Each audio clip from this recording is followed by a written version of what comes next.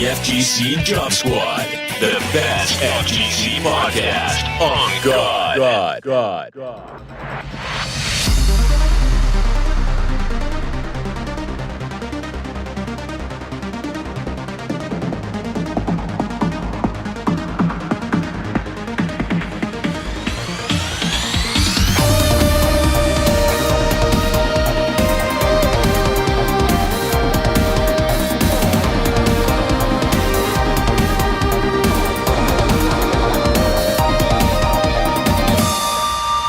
Hey everybody, this is FGC Job Squad, episode 14. I'm your host, Kadar, aka Kadizi, and I'm here with my co-host, Ian, aka Pickle. What's up? And we have a very special guest today. We have the man, the mystery, Gene Wong. What's up, man? How you doing? Thanks for coming on, bro. Hey, what's up, guys? Hey, thanks so much for having me. I know this is primarily like a Tekken podcast, so I'm glad I broke into the Tekken world. We always start the show with before getting to like you and the competitive scene and things like that. But how did you get started with video games and like interest in that world? Do you remember your first memories with that? Yeah, absolutely, man. It's pretty funny. I really looked up to one of my cousins, and that's how I pretty much got into fighting games. He was into Street Fighter, and we would just play on like the SNES. I think we started on. And we would play like a Super Street Fighter. I had no idea what I was doing. I barely even knew how to do like, special moves. But that's pretty much how I started. I liked it because he liked it. And then we just started playing like every weekend. And then we went through the series of like Super Street Fighter 2, like Alpha 2. I think that's when I stopped with him, Alpha 2. But then I kind of had my own liking for the Street Fighter franchise. So I kept going. Played some Alpha 3, and then ultimately when I was like around 13 or 14, I saw these combo videos for CVS 2. Wait, how'd you see the combo video, or how'd you like find these? Oh, it was online. So I started using, I don't know what age you guys started using the internet. Now it's like 5 years old, 4 or 5 years old, but Right. I think I started using the internet relatively young, at a young age. I started like 80 years old or something like that. So I was already pretty attuned to being online. So yeah, I found these, I think the CVS 2 video on like Game Facts or something like that. Damn, yeah, OG Game Facts. See, I was like dumb as a kid. I always looked up like Pokemon and like RPGs and shit. And when I did look up Street Fighter combos, I didn't understand HK, LK, like CR, like dude, yeah, that shit. So I wanted it to be like, okay, I just want to know how to do like a sick looking combo.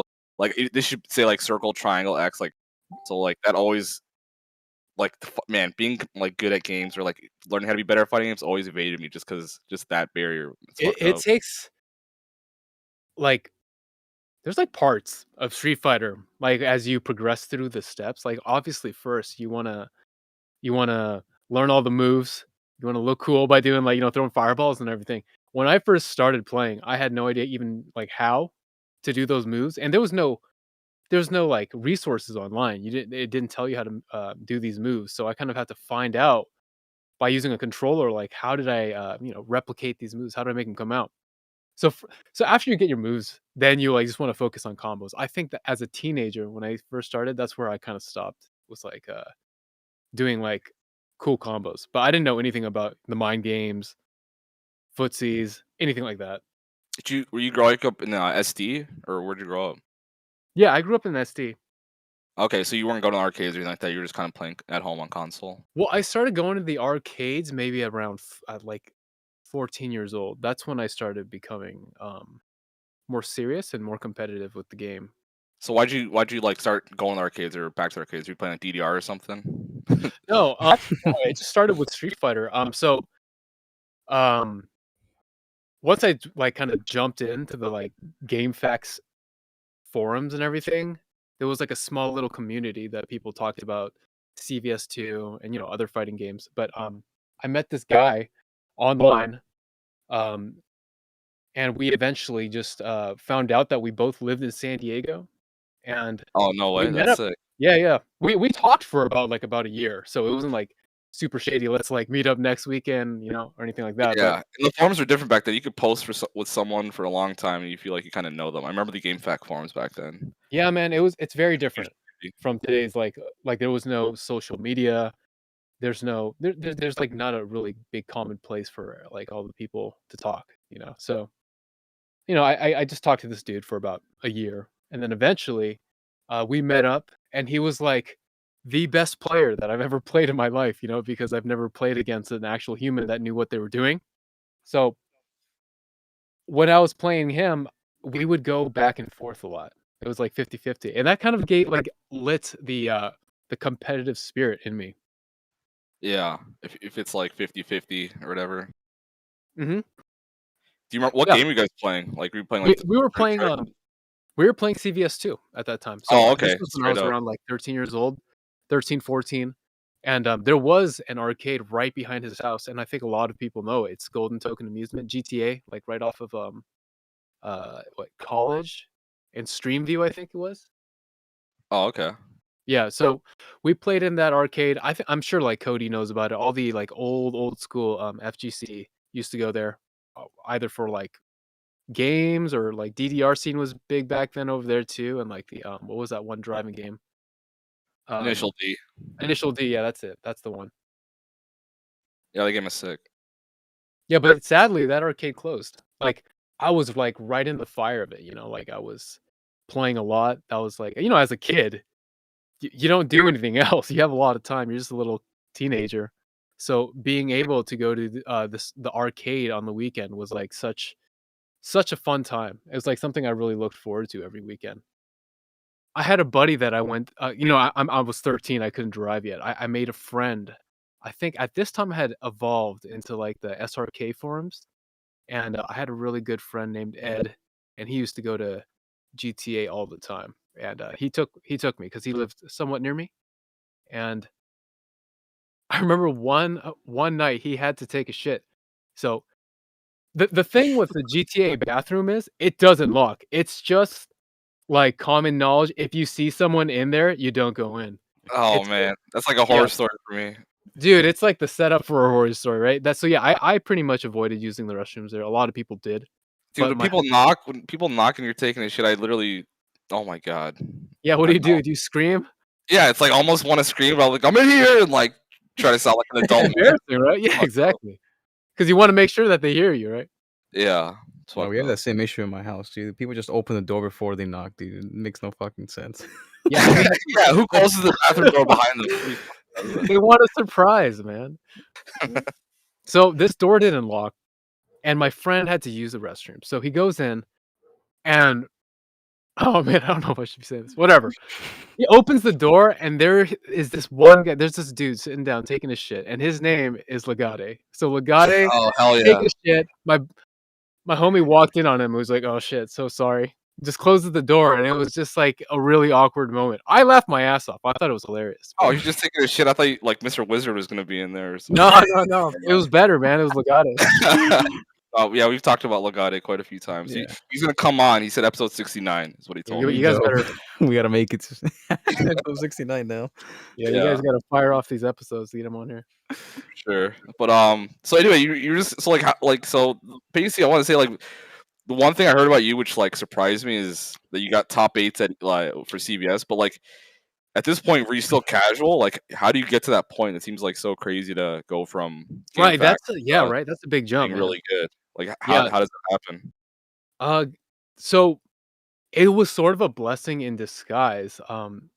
GTA had closed down. So at that point I was getting um pretty competitive because I thought at the time the people that were playing at GTA, I thought they were godlike. I thought they were super good.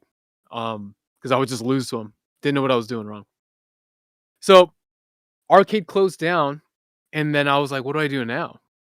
I could only play at home. So the only time I could play was like on weekends, and there would be times where people would take trips up to LA because LA had a way bigger CVS2 scene than San Diego at the time. It was pretty much non-existent here in San Diego. There was only like maybe, I don't know, 5 players or so, really little. Right. So Why do you think that is? So, okay, let me ask about this. yeah, Sorry, before interrupting you. Why do you think that is, one? And what do you like about CBS 2 the most? Like at that time, that like kept that fire in you to be like, this is a really good game? Because for me, I tried playing on Flycast recently, and I had it as a kid on PS2. Never knew what I Mhm. was doing. I just dressed everyone up like in pure black. You know how you could design the sprites or whatever. Yeah. And then what was I gonna say? Like, yeah, I just didn't know what I was doing. But what we like, me and my brother would have like our 3 favorite characters and shit like that. But like what? But it was such a like long game. Like you like from round Mhm. to round. It wasn't like quick like Alpha 3. Me and my brother loved Alpha 3. Right. But yeah. So what do you like about the most, and why do you think it wasn't played a lot in SD? Um. So first, I think the thing that I like the most, yeah, I think you're absolutely right. It is a very long game. I'm not usually a fan of team-based games. I'm also the same. I like quick games. Alpha 3, Alpha 2. Actually, I really liked Alpha 3. But yeah, quick games. I didn't really think about that when I first started learning the game. The thing that I liked the most was the A groove combos. I thought they were really flashy, and I thought it was really cool because you have to manually perform all these combos by yourself. So I thought that was really cool. Very Okay, so satisfying to what do. does A Groove do for the audience? I obviously know what A Groove does. A groove is like the equivalent to like Vism in A3. It's like custom combo. Oh, Like okay, that's tight. So you yeah, can so cancel shit, like cancel anything pretty much. yeah, and then you get to end it with a level 1 super, so it's, like, really cool. At the end of all this flashy stuff, you extend the flashy combo with this cool super that ends it all. It's like, wow. So when I was a kid, that hooked me into it. That's, like, the reason Damn, I even bought CVS2 for the PS2. that's pretty cool. Yeah. As for your second question, why was the scene small? I don't know. I think in general back then, San Diego didn't really have such a big thriving scene for CVS2. I think Marvel was probably the biggest scene, and then it went to like CVS2 slash Third Strike. They definitely weren't as popular though as Marvel. I think it was just a small niche community back then, and that's why I loved about it. It was so like a kind of like an underground fight club kind of vibe. Damn, that's pretty tight. And it's like the same few, several people kind of thing. Yeah, like every time I went to GTA on the weekends, it was like the same people there. Not That's pretty. really any new like fresh blood or anything like that. All right, so you're saying so we were talking about the road to getting better. I kind of really interrupted you, Right, but yeah. yeah, Yeah, so the arcade closed, and, that was pretty much a blessing in disguise. Even though I was pretty sad because, like, I couldn't really do what I usually do on the weekends. So I started making these trips up and, branching out on SRK, talking to people from, like, LA, Irvine area, and which quickly developed into a friendship amongst many people in the FGC near LA. And, I think the thing that drove me to pursue CVS2 was that I practiced a shit ton at home because I was a kid. I don't have much else to do. You do your homework and then what? What do you do for the next like 8 right. hours? Were you So not I playing I guitar at yeah. this time? I was playing, I think I started around 10 years old, but it seemed more social, Right. to, like, Yeah. go out and meet people and play people offline. It was way Yeah. more social, so this was the thing that was, like, more of a hobby for me at that time. Yeah. You don't dual guitars like every week or anything Yeah, like that. that's another thing, like, there's not, like, a huge melting pot of musicians in San Diego. There's, like, a little bit up in North County area, but, like, I just felt more connected, I think, with, the Street Fighter community at the time. That's pretty cool. How'd you find SRK? It was just like on GameFAQs. Obviously, it was probably linked a few times or something like that. Yeah, it was linked a lot, so it was naturally like a funnel towards Right. SRK, and SRK is way more, more for like Street Fighter and stuff. For sure. What do you like? Any funniest memories of SRK? 'Cause a lot of funny stories about that forum, just from people who've come on and talked about it. I mean, nothing too crazy. I've never like really involved myself in that much drama and stuff, but Too it mature at was that age, no, it's way too immature to understand what you guys were even, the adults were talking about. But for sure. pretty much, it was it just felt like a very tight knit community on SRK. Back then, it wasn't. I mean, there's not even an SRK now today, is there? I don't even know. I think they rebranded into something. Like someone saved the archives and like now it's rebranded to something new. And I should know what this is. I see. Yeah, but someone downloaded all the forums database or something like that, and it's something.gg. I forget what it's called. Supercombo.gg. Yeah, that's what it Super is. combo. Yeah, but I mean, it's Um, like it's all the old wikis I think that were saved, or all the I don't know. I think back then, like SRK is think of like the biggest niche Discord that you can think Right, of. That's pretty much what it was. There's all these it's a forum, but right. the serious players were on there. You even knew people from like the East Coast, because everyone posts in a general, discussion in whatever game that you're playing, Tekken or Street Fighter or anything. I made some really close friends early on in like after GTA closed, and that was like at Irvine area. Pretty much people that I can. As a kid, I didn't have a car, so I'd have to take either a train or like I'd have to like convince them to come down to San Diego so we can play, which they did. I'm very, like, grateful that they came down and played, but, yeah, like, I built a kind of like a friendship with a couple of players in LA, and they were generally, like, my, like, sparring partners, I guess you'd say. Any names that I mean, you could just say any names, even if no one knows who they are or Um, here. eh Sir Phobos, that was his handle, Sir Phobos, and then, another guy, Mr. Bean, which is actually fun I don't know if you guys know or if anyone listening knows, Jen M. She's like a um, famous YouTuber. She does like I think her channel's called Clothes Encounter. Is I it haven't heard of her. what is that? What Yeah, does that do? Or I mean, what is that channel about? Is it she's fighting like games? no, she does clothing and stuff like that, like outfits. She's just like a vlogger now. I don't really watch her Oh, channel, sick. but that's her brother. Okay. Like Mr. Bean was her brother. I had no idea. Like the real Mr. Bean? Not Oh no, no, not no, not the real. Oh my god! Oh, all right, yeah, Mr. Bean is the guys. Okay, I Dog, thought you said I dude, wish Mr. it was the real Bean Mr. is so Bean. sick. I love Mr. No, Bean. no wonder you got so good at CVS2. Yes, with the guidance of Mr. Bean. Oh man. Okay. So okay. Yeah, so a couple of these players. And then the thing that drove me to kind of pursue this was entering my first ever tournament. I had no idea how I was going to place, but this was like the first time I ever entered after, playing at the arcades. You learn your mistakes. I remember I didn't even know what an anti-air was when I first played against a real opponent, and they were hitting me out of the air because I just thought jumping in was free. So it really Mm. opened my eyes. Um, anyway, so I was entering all these tournaments. My first one ever, I got third, which is not amazing. I mean, I didn't win it, but I was like, oh damn, third for a kid. Yeah, it's not that bad. Yeah, third's not that bad. In my Do you, mind, I'm sorry, do what you was remember that? the tournament? Sorry. Do you remember the tournament name? Oh man, I don't. It was in I think it was in Pasadena. I They had it at like a really big swap meet, and I forget the name of it, That's but pretty cool.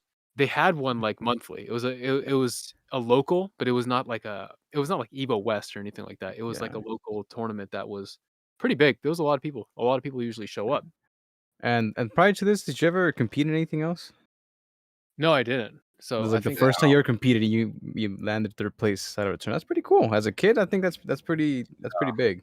yeah, I remember going home that night and I was thinking like, damn, I'm feeling pretty good. Like I want to Yeah. keep pursuing this to see how far I can get. Yeah, that's pretty. Were you like the obviously the youngest at that point? Like always at every kind of gathering you went to, or you're Yeah, just the bro. kid? I was the baby. I was the baby. Okay, that's pretty. Everyone else is like 24. I'm like 13, 14. Yeah. Dude. Damn, that's like a huge age gap at that time. I mean, for you, Yeah. it's probably cool, but I mean, for them, it's like, damn, there's like a kid hanging out. Yeah. Dude, I thought it was the coolest thing ever, but now thinking back, I'm like, dude, these guys look sketchy as fuck, like Yeah, taking around this like minor everywhere they Yeah, go. twice your age. I wouldn't do it today, but damn, I'm glad that they did it for me back then.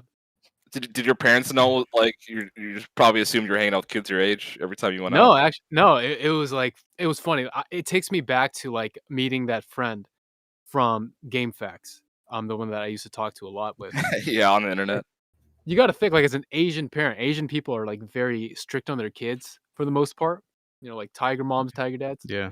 I didn't have it that bad, but the fact of introducing the idea to my mom that I want to hang out with this guy that's way older than me that I met through the internet, she was like, "No, that's not happening." And I think it took like a month, dude, to finally convince her to like let me meet up with this guy. And when she did, I think she was relieved because that friend from GameFAQs was also Chinese, Oh, and okay. he spoke the same dialect as us, and he was also like really short, so he didn't look threatening at all. Yeah. Yeah, that's pretty sick. That's like bullseye on each thing. Yeah, so like after that, it's kind of like a domino effect. I just kept going out later and later, and they, I guess, got used to it. I was still responsible, I was doing well with my grades and everything, Yeah. so I That's think it good. was kind of eased them into like uh pseudo rebellion stage. I don't know. So you said you were also taking the train. Like, dude, that's dedication. We were talking to Run It Black. He's a Tekken player, and he Yeah. talked about taking the train from San Diego, like up to the LA area. It's like that's ultimate dedication to like sit in a train for a Yeah, I local. mean, I I don't have a know. lot. I have my friends to thank for that too, because I would take the train up there and they'd pick me up. Um, yeah, it was like another layer for my to add on to my parents' trust, I guess, like taking the train. It's not that bad though, really. It's not like I'm taking San Diego Metro late at Right. night, like Yeah. city bus. I don't know. It's It's not usually like like that. tired people like coming from work or some shit, right? Or going to work. I mean, there's like people like going to work, students maybe, visiting their other parent or something. There was Yeah. students too. There's So no like everyone takes crazy people. Like yeah, like you said, there's no like no, no, bum no. There's no crazy people, no bums, no. for sure. All right. So we were talking about just you got third. You're going home feeling pretty good about yourself, and at that point, you just kind of just keep like you train at home. Like what console were you training on? I was on PS2. Oh, okay. Is that like not the good version, right?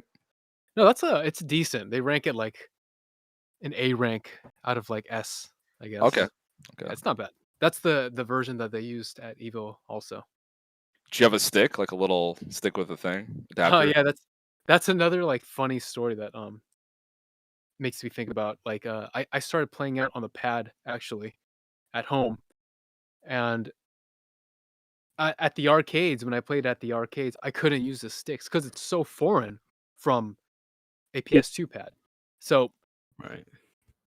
I wanted to get better, and I felt like, okay, if I want to get better, I better invest in a stick. And then back then, they didn't have like very good sticks, so I got them custom made by this guy on the SRK forums named Dreaded Fist, and I think he used to be one of the main staples for people to get their sticks made.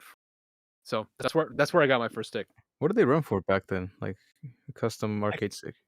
I think back then, I think I paid around 250 for my Oh, stick. Dang. and it wasn't a Moss stick, right? It's just another guy who also did sticks on SRK. No, it wasn't a Moss stick because I really didn't like the feel of American sticks. I could barely use them. Even today, I can't use them.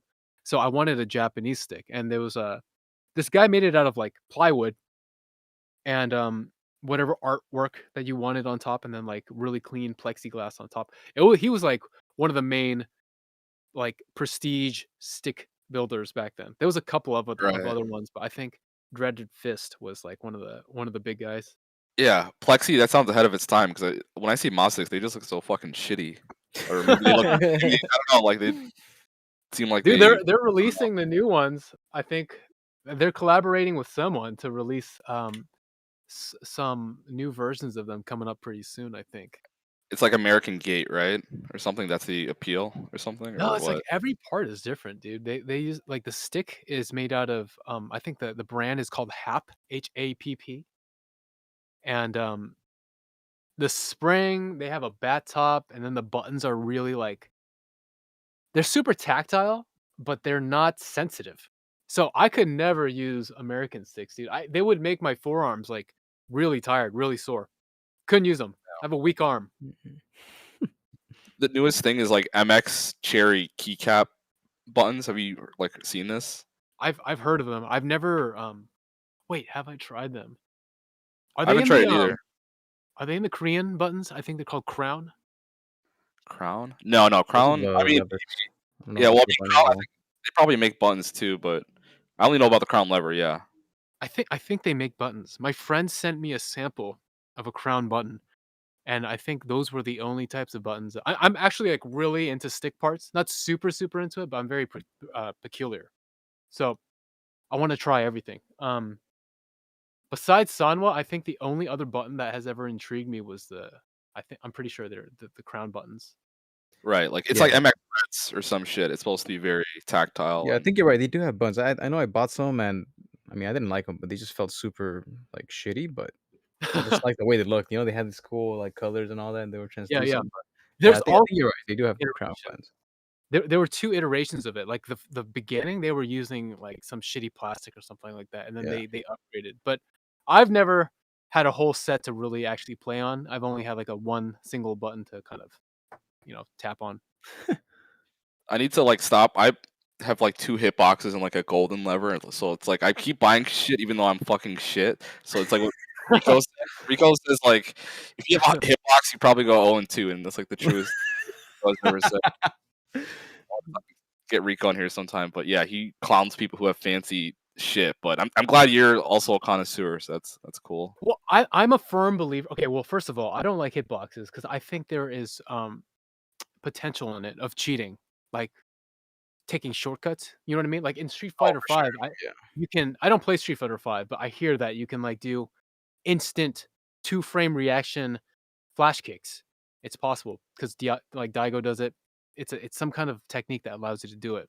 So anything that aids you into doing something that's not physically humanly possible, I'm not really a fan of because you're starting to get into the robotics of things. You know what I mean? Yeah. Are you anti-pad as well? Because pad you can do the No, macros no, on no. shoulders. I think well, it's different for every game, you know. But Yeah, I guess if for you're yeah, I pad guess for player, yeah for SF maybe you're totally right. Yeah. yeah, I think pad playing is fine because it still takes physical execution to do. I mean, I guess a 2 second flash kick does too, but like there's no real execution in like pushing 2 buttons. It's not that hard, you know. Yeah. Yeah, I mean, you're totally right. It's definitely like you're taking a shortcut because for like Tekken, there's something called like instant wall running, and it's way easier on Hitbox. It's basically Yeah, like inputting 3 quick forwards, and the last one's like a just frame with the input, right, Ian? Yeah, you right. press Yeah, the Uh, last four with the 2 or the 3, whatever button it is. yeah, and like at the wall, like it's really difficult. Or no, at the wall is very difficult to do in the game or at the yeah. corner. Mhm. And Hitbox just makes it so easy. It's like, and plus everyone else is using it. It's like what the fuck, man? It's like an arms race. I think the cheap shit is that like for Tekken with those things, you can have like a pretty consistent and fast backdash on those things. Like Oh you yeah, can tell the difference when someone's using them when somebody's just using an arcade stick. They have like the same backdash at all times versus an arcade stick. You kind of there's room for error. You know, sometimes you make a shorter one or a longer one. But with those hitboxes, like you can have a pretty consistent backdash, which is not. I mean, it's probably possible, but I've never seen somebody really do it that consistent on the stick. yeah. The one time you said my KBD was getting better, like a month ago. That was literally on my wooden hitbox. I was like, all right, I'm gonna order another one because he's totally right. Like rewatched it, and on Wait, and you on were using are you I didn't know you were using that. What the fuck? I would have not said that. That's what you were using. you gave me a compliment without knowing. I was like, all right, I'm gonna stick to this. You But, gotta start dissing them, man. Like, man, you're getting worse. You gotta get on a stick. oh Yeah. man. But anyway, so fuck, man, I forgot where we were. But anyway, speaking of encouragement, do you remember people encouraging you at this time to like keep going? That's like a huge theme we like to talk about. Like, what do you remember? Like your best words of encouragement that kind of did someone say like, "Wow, you're actually pretty good" or anything like that? That was, or was it just kind of your results that kept you going and having fun? Results were definitely I'm that type of person. I'm like a results driven type of guy. If I see results, I want to keep doing it. See if I can like peak pretty much, reach number one. But absolutely, man. All of my closest friends, a lot of uh everyone that I was playing with, they are absolutely encouraging, and I think that's why it's so important to have um not just FGC related, but anything that you want to succeed at, man. It's very important to pull together a tight knit group that you can trust and that can trust you, that you can rely on. For That's sure. super important, man. Yeah. Damn. So, anyway, you said you're getting better. You won that one tournament. I forgot where we were, but you pretty much were Like just on the road to Japan. that Evo placement or whatever comes first. Or were you going to like any majors? Do you remember like Like what tournaments The were going on at first the time? major I ever went to, I believe, was Evo West. That was the first Evo West ever. That was in not in San Diego, but the one in, I think it was like Irvine or Anaheim. I forget, man. But that was Irvine. I'm definitely, pretty sure Irvine. yeah, that sounds about right. But that was the first one, and I went with my friends, the like my wolf pack. And at this time, I was semi confident in my skills. You know, it's Evo. It had the Evo brand name in it, so I was automatically like intimidated yet excited. Like, oh, there's gonna be people from all sorts of California, other states coming here to compete. So this was the first one I get to play other people from other states. It was very exciting. So That's pretty cool. there was there was a I was in a pool with, at the time, Leezy, and Leezy was one of the best players at the time from NorCal. So two people can qualify from the pool, I think it was, or no, I'm sorry, only one person. It was only one person in a bracket of 16 can qualify to be like seated at Evo, the main Evo. And I saw Leezy was in my pool, and I was like, okay, well, I think I'm gonna do all right. He plays K Groove, which is like it's like A Groove's it's like A Groove's weakness. K Groove is at a like major disadvantage, is what I'm trying to say. For sure. Got it. So What I team were was you like, running this time? Like, you probably had a team solo fight, right? yeah, I was using A Groove Sakura, Blanca, and Bison in A Groove, which is like all top tiers. And he Nice. was using K Groove Kim. Uh, oh shoot, I forget his two other characters. Oh, Rock and Cammy. That's what it was. So I played him, and I dude, I lost, but I lost by a couple pixels, I think, and I should have won. And I say that because he also said to me, "You should have won." That's It was like I really should have won. I don't remember the match exactly, but this was Evo West was like a gateway to the beginning of my serious like CVS2 career. Was it like heartbreak? Oh, absolutely, man. I was heartbroken. I was sad, man, when I lost. Um, but I thought he was like the better player. I was like, all right, damn, there's a lot I need to learn. It's cool. I'll bring it back at Evo. I'll go home. I'll research. Bring it back at Evo. But the thing that happened was he recognized that he should have lost. So he went to his NorCal group, which consisted of like Ricky Ortiz, John Choi, Bucktooth, all the top players. He was in that circle. So I guess he went to his group and he talked about his match, how he almost lost to a tiny kid, Oh man. or he should have lost to a tiny kid. So it was Sunday, like finals day, and they were having casuals in the back for CVS2. All the top players were playing on this one casual station, and there was like a long ass line to get into this, like, you know, casual with like John Choi, Bucktooth, all the top players. So finally gets to my turn. I get to play Choi. I'm sitting next to him, and he comes over to me and he's like, "Hey, aren't you like 14 or something?" And I was like, "Oh shit."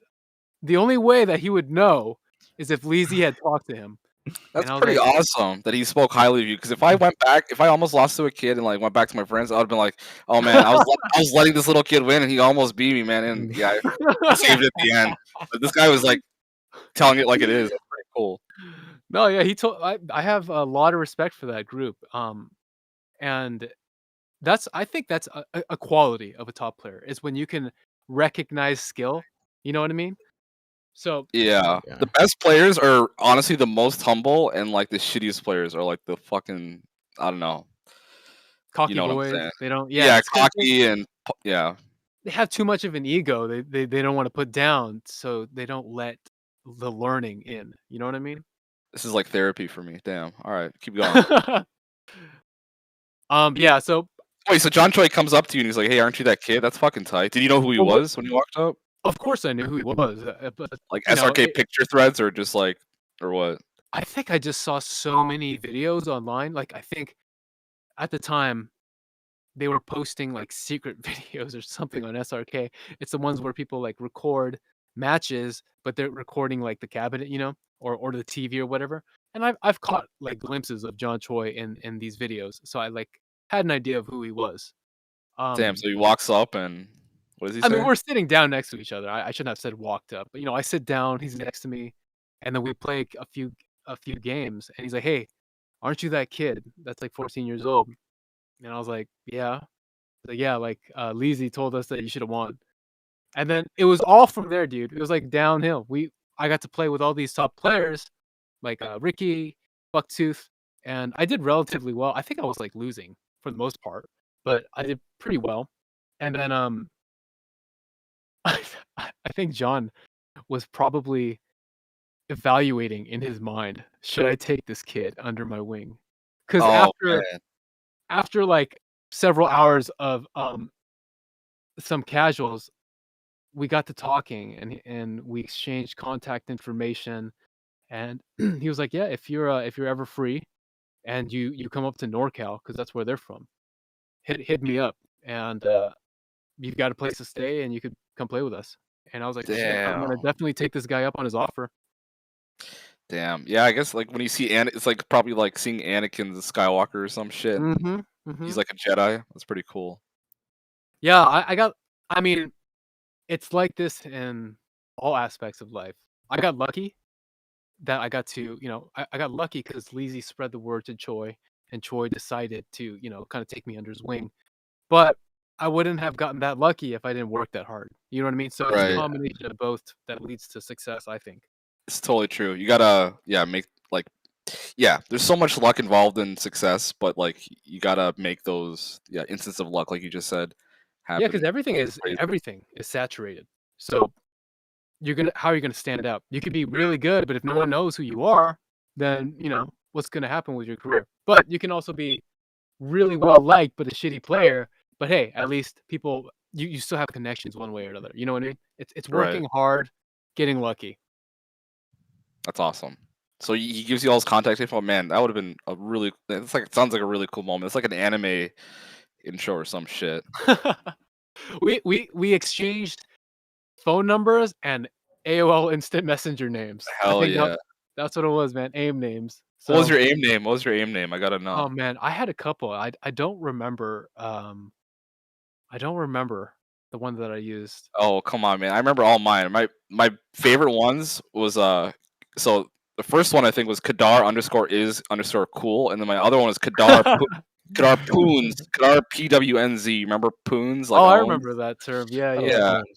yeah, Pones, Kadar Pones, and Owens, like yeah. yeah, Sign of the Times. I fucking loved AIM. AIM was the shit, dude. Oh my god, I loved it. It was just so simple and like perfect. It wasn't meant for this world, man. Yeah, maybe in the next life we'll have AIM back again. Yeah, that's pretty cool. So now you can hit this guy up on AIM and stuff like that. Like, it's pretty Yeah, that badass. was our I mean, yeah, after that we became very close friends because we just talked every single day.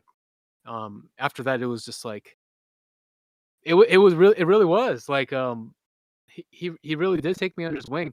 I had no competition really, unless I went to LA or something. So I had a ton of time to theory fight, in my head, playing out what if this, what if that, how do I counter this?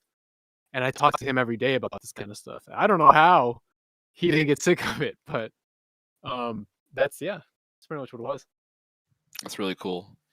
So he's helping you out and stuff like that. You had that close, victory, close loss. What was the next, kind of big obstacle for you at that point? You're still grinding at home and theory crafting, like you said. Oh yeah, like I think I had like 4 months or something like that until actual Evo happened. This was 2006. Yeah, 2006. So I remember, I was still going to some of the local tournaments in the LA area, and I was still playing as much as I could with the opportunities that I had around me, like my friends up in LA and stuff like that. Um, but primarily, I remember this was during like summer break for teenagers, so I had all of a sudden a shit ton of time on my hands, and I remember my training regimen for going to Evo. If I can't play against people, this is what I'll do. I told myself I would practice from like 8 o'clock p.m., 8 p.m. at night, all the way until like 5 in the morning, every single night. Oh, Jesus. Damn. would What's your practice practice regimen? Like, what does that even look like by yourself? I would do like RC's roll canceling. It's like this technique in CVS2, which pretty much makes any move invincible. You cancel a roll, which is invincible, um, within the first 3 frames. So if you're about to do like a Hadouken, you can RC that. You can roll cancel that and make it Damn. invincible. Mm. Is that You K input groove, the right? No, it's not in K groove. You could do it with C groove, N groove, and A groove. All right, I'm editing this part out. I'm just joking. Keep going. So you can. I forgot where I was going. So My pretty much bad. that's You're that's Yeah, what I practicing. was training regimen. Yeah, training Yeah. regimen. You know, 8 p.m. to 5 a.m. Right. I was practicing my RCs, my roll cancels, and I would make sure that they were damn near like 100%. I would roll cancel 100 times in a row, and it was not acceptable to stop unless I can hit at least 90 out of 100. Literally 90 out of 100 Holy for every shit. move. So once I nailed that down, obviously I want to make sure that my execution's on point. Even if I'm nervous, you have it down in muscle memory. So I practiced all my combos, all my links, everything. After that, I didn't want to get like startled or surprised by some random character I've never played against at Evo. So I took every single one of my characters, all 3 of them, and figured out like a general game plan for what beats what, like what move will beat what trades with what move is good against this other character for the whole entire cast. Damn. Not even like like viable. Like you just went No, for I even did the it for shitty characters. even the shitty characters because You have to, dude. you have to. You have That's to. crazy. Those are the pool players that are gonna fuck you up if you don't know how to deal with their shitty Exactly, characters. bro. You know. He knows what's up. This I've done knows what's exactly up, that. I've guys. gone through the move list of the shittiest characters that people call, nobody plays Gigas, nobody plays this shit. I know enough about them to deal with a shitty player. Like that's something that I've always told people. Learn a little bit about everybody. Yeah, Damn. it's real true. Because you don't want to be, you don't want to be gimmicked out by like some random character that you've never Yeah. played. So Damn. that's what I did from, I think it was about 2 months. I did that, and then I So what would you do? obviously Like put it on CPU or some shit and just see them throw out their moves and see how to punish it or some shit or what? no. So I played the character. I would choose the Okay. whatever character. I'm like, okay, this move seems like it might be good or this and that. Back then we don't have frame data, dude. We don't have frame Yeah. data. We don't know how to even make combos unless you figure it out. So you really had to figure this out on your own. And that was part of the fun, I think. That's what made fighting Yeah. games so enjoyable because it's such a challenge.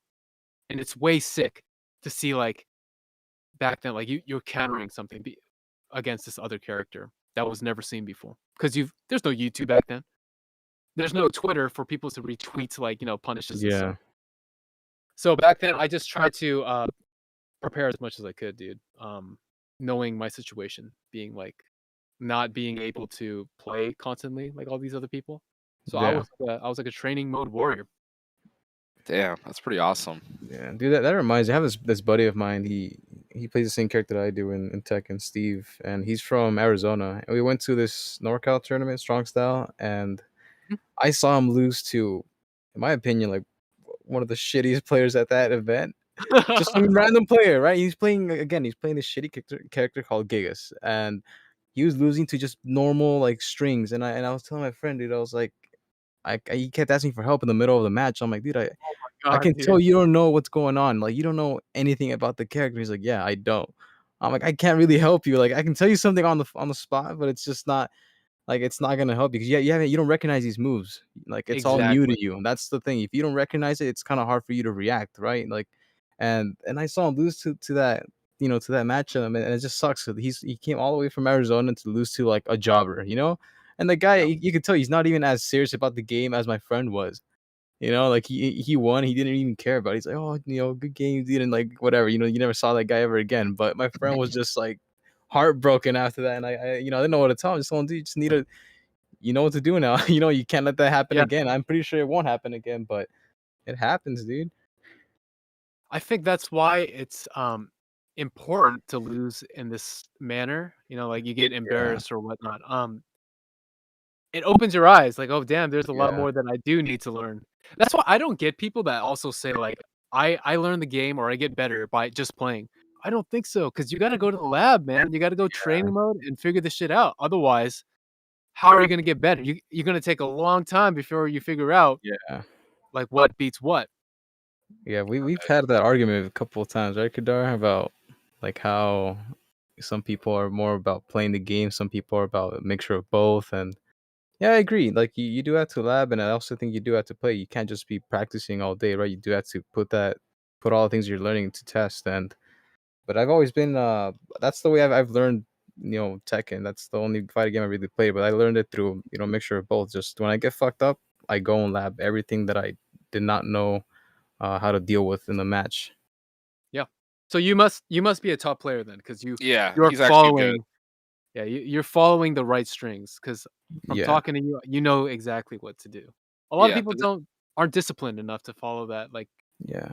that Because pattern. to some people it's boring, but it's to me it's not boring when you actually get to do it in a match. And then some people, they might see it and they don't understand what you just did, but like why the things you're doing are working, right? Because you've tested these things out. Yeah, it's satisfying. It's seeing Yeah, like self improvement, not just in the game, but yeah. you have a problem in life and or a video game. Hmm.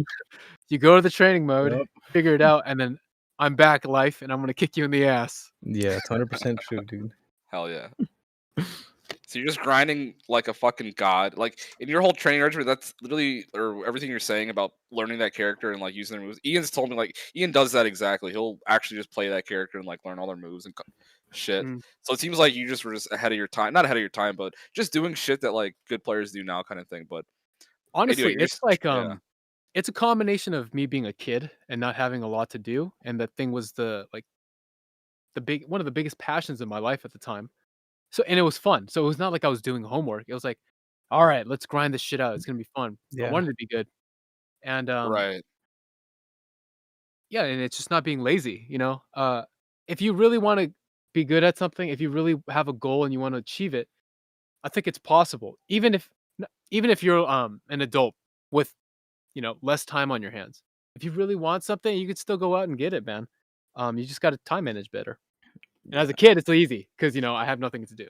Yeah, I will Right. admit, I did learn the game back in it was probably my junior year slash senior year of high school. So yeah, I didn't really have, much going on. So that's when I learned like the fundamentals of playing Tekken. It was all back then because I had the time to, do all that. But yeah, I know it's different now once once you get a job, once you have things to do, outside of that job as well. Like you can't just spend, 8 hours every day, Monday through Friday, just Yeah. playing a game, right? But for sure, Yeah. time management can But I make a mean, I think difference. that's like how it's different now. We have Mhm. sponsors and stuff now. People are paid to play video games and study. Yeah. So, Damn.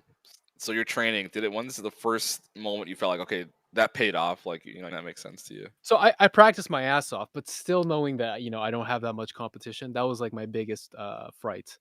I can't just fly up to NorCal every chance I get. So I think I made like one or two trips to NorCal before the Evo started happening.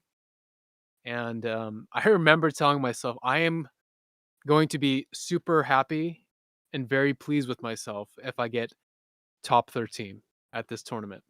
And that was like dream come true sort of thing to me. Yeah.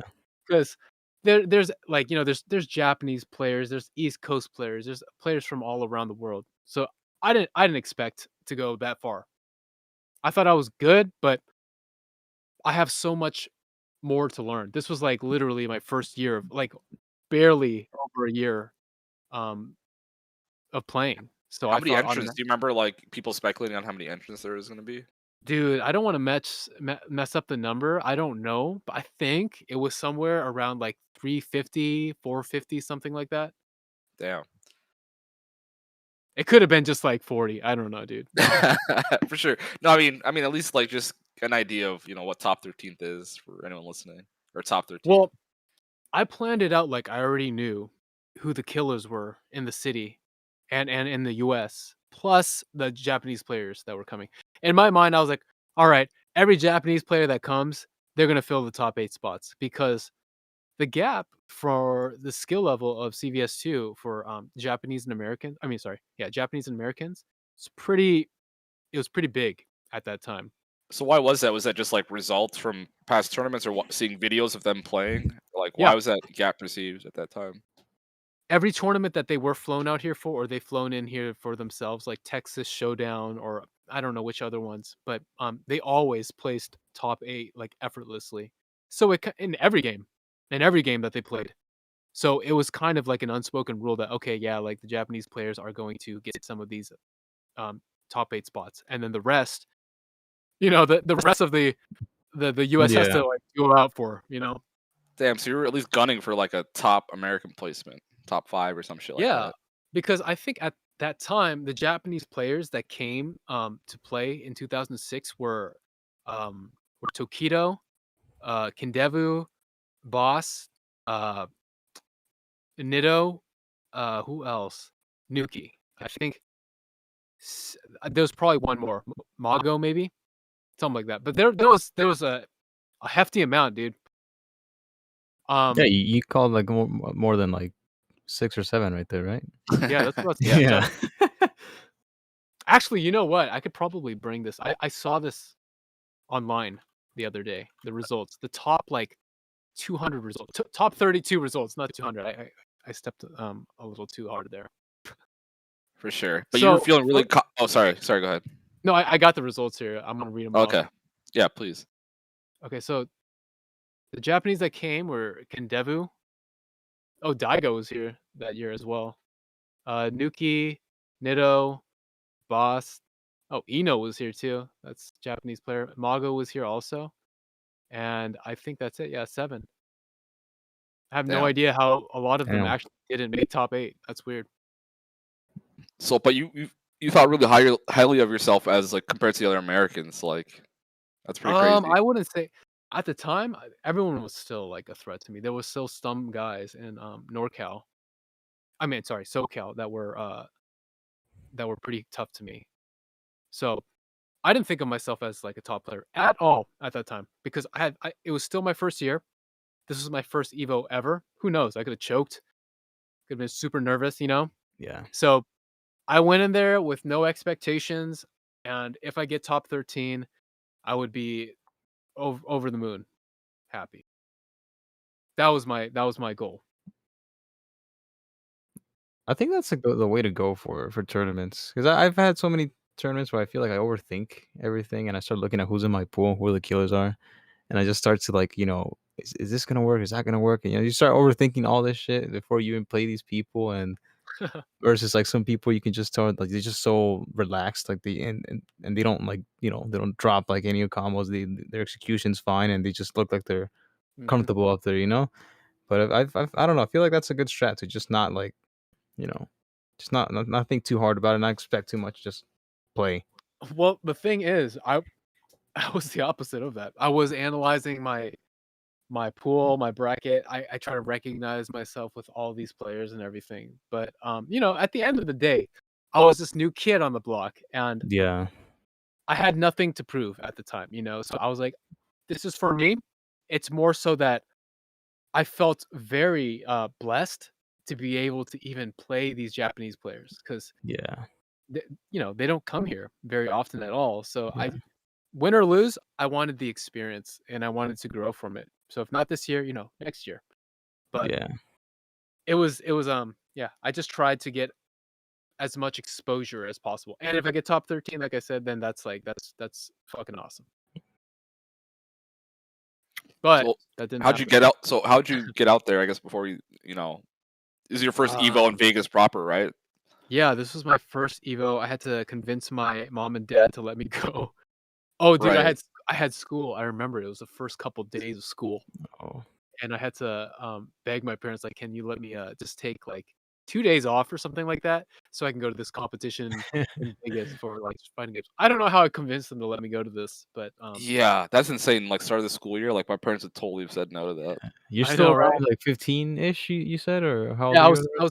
I was 15 at this age. Yeah. I was 15 at this age. So thank Gotcha. you, mom and dad, for letting me go. Did they know you were good? Like, what's the deal here at this point? They see like, They oh, had he's no playing this game a lot. Yeah, they just thought I was addicted to this, game, and he goes out a lot with these like, old dudes, older guys. But they had no idea how serious I was. They had no idea about anything really, because I didn't really tell Mistakes. them. Yeah, so I ended up going with the Guilty Gear scene in San Diego. The super nice guys, and I went to Evo with them, but I parted ways after I got there because I roomed with I think it was Choi and Campbell, Bucktooth, and and Ricky, I think, the first year. Um, which was really nice because it was kind of like the NorCal group, and we would get to be able to play in like Yeah. off time, prime practice right before. And I need that, because I never have any competition. Right. Yeah. So it's almost like as fun as the entire trip, being able to just grind in a hotel room. People. Yeah, yeah, pretty much. Yeah, the last Eve I went to, I did the same thing. I went to well, I wasn't rooming with this guy, but it's one of my buddies from SoCal, and he asked me to come up to his room, and he just had a bunch of like top players up there, and they were just playing for like 5 hours straight before the tournament even started. Like I was almost burnt out from how much you actually played, but like still, I don't get to play with these guys from France and all this shit. So I just said, fuck it, I'll play, and luckily I didn't bump into them in tournaments. I don't know if that benefited them or me. So we played for like 5 hours straight, and it was pretty dope. Yeah, it's surreal, man. Being able to play like nowadays you have some form of being able to play someone, online and stuff. Even Yeah, though online's never going to be super super real, but yeah, being able to play a very respected, very good player in person is always like either way. It's always a bonding experience. It's really cool. yeah. Just talking to them, you can't do that online, and at least not with the games I play. I don't talk to the people I'm playing against, but like that's the cool part about it. Just talking to these people and see how they, maybe they say something that might help you out. Might make you look at the game differently. Like those Yeah, things I don't get from playing online. yeah. I had to make it out of my pools. I don't honestly remember who was in my pools. I just remembered I remember just playing like a bunch of scrubs until like top 32-ish. Then I had to start playing some killers. Um they're not top players, but they're definitely players that could knock out. They have a Yeah, chance to knock out a top yeah. player. So I was officially in the pool of sharks. You know what I mean? Right. Was it And like was I it like a game that everyone just signed up for? Like when you went to U all the time, did you just sign up for a lot of games just because you're already there, or what? No, I just wanted to be very focused on CVS2 this year. I dabbled a little bit in Third Strike, but I definitely wanted to be 100% focused on CVS2. So I just entered this one game. For sure. What was your first notable match? You said. First noble match that I remember, I was playing this guy named Keith. He was from NorCal, and to be like totally fair with you, I think he should have won that match. Uh, I had messed up an execution error, and he tried to capitalize on it. It was a very smart play, and he couldn't. It didn't come out. His move didn't come out. It had to come out. I would have lost. So he told Damn. me after the match, dude, I knew you were gonna do that because it looked like he was just mashing. So I was like, no, you didn't. But looking back, I think he really did. I think he really did. That's a perfect response. Though. No, you didn't. He's bad. He's going to bed. Yeah, like no, you didn't, Keith. No, Keith was a really good player. I respected him a lot. So I like, yeah, 15 years later, man, I admit should have been me at top 8, not me. So I beat him, and I wasn't shook, but I was like, oh shit, I better pick it up, man, because I almost lost that one. So the next match, like down the road, I had to play the best A groove player from the East Coast. I was confident though in it because I had really good practice. I knew my A groove in and out, and I've just studied that match so well. Because I remember thinking, if I'm going to lose, I don't want to lose against someone using the same team as me. He used the same team. Yeah. So, like that's not going to happen to me. So when it came, I remember, yeah, I beat him pretty bad, and I was very happy about that. And that's when I made top 13, I think. And I was over the moon. I was super happy. Were you And in I was like, winners you or know, losers at this point, or what? I was in I was in winners. I was in winners still. Oh, damn! Oh, You're just on a damn. warpath. Holy shit, man. But the next guy I had to play was a Japanese player named Nido, and he's godlike, dude. So I was like, you know what, dude? It's cool. I made top 13. I can lose in Yeah. peace. It's whatever. Damn. So I played Nido. I don't know if you guys know who Nido is. He's I like don't. phenomenal. He plays third strike too, and he's a god, dude. He's one of the third strike gods. Nido's Oh, a super good young player. But he also played CVS too. Super good. So his Played main Tekken. game at that Evo was Third Strike, but he's just also there to whoop ass in CVS. That's pretty cool. Yeah. I mean, he played both pretty seriously, I believe, because he was killing a lot of people in Japan at the time too. It was definitely like a name that I knew. So I played Nido, and dude, it was super tense. He beat me. I think I beat him actually the first round, and I was like, oh shit, dude, this is possible. I might be able to win this. And then I think he wiped the floor with me on the second floor in the match, and I was like, all right, I think he's like downloaded me. I think it's done here. And then third match comes around, and I think I was losing. I think I was pretty down. I think I was down one character. Somehow made it to become around even. And dude, I don't know what I did. I like pulled like some shit out of my brain, and I did some crazy shit the last game, and I was able to beat him. So I qualified for top 8. Damn. Oh shit! You just went like, what is it called? Like, what is that called? Like, when your brain just goes nuts, or what is it called? Like, this, I don't want to say Zen mode. I don't want to say Well, sick. you know, I played with like the utmost respect. Like he's gonna do this because he's smart. And I'm like in my mind, like rapidly thinking, if he's gonna do that because he's smart, what is the counter to that? Do you know what I mean? Yeah. Like, what is the counter to that option?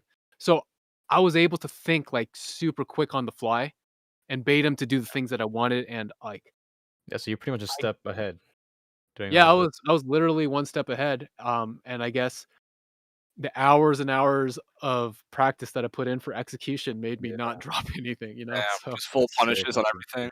yeah, full punishes. It was like I can't even do that today, maybe. You know what I mean? You know I'm what's? washed now. I mean, okay, is there any footage of this anywhere?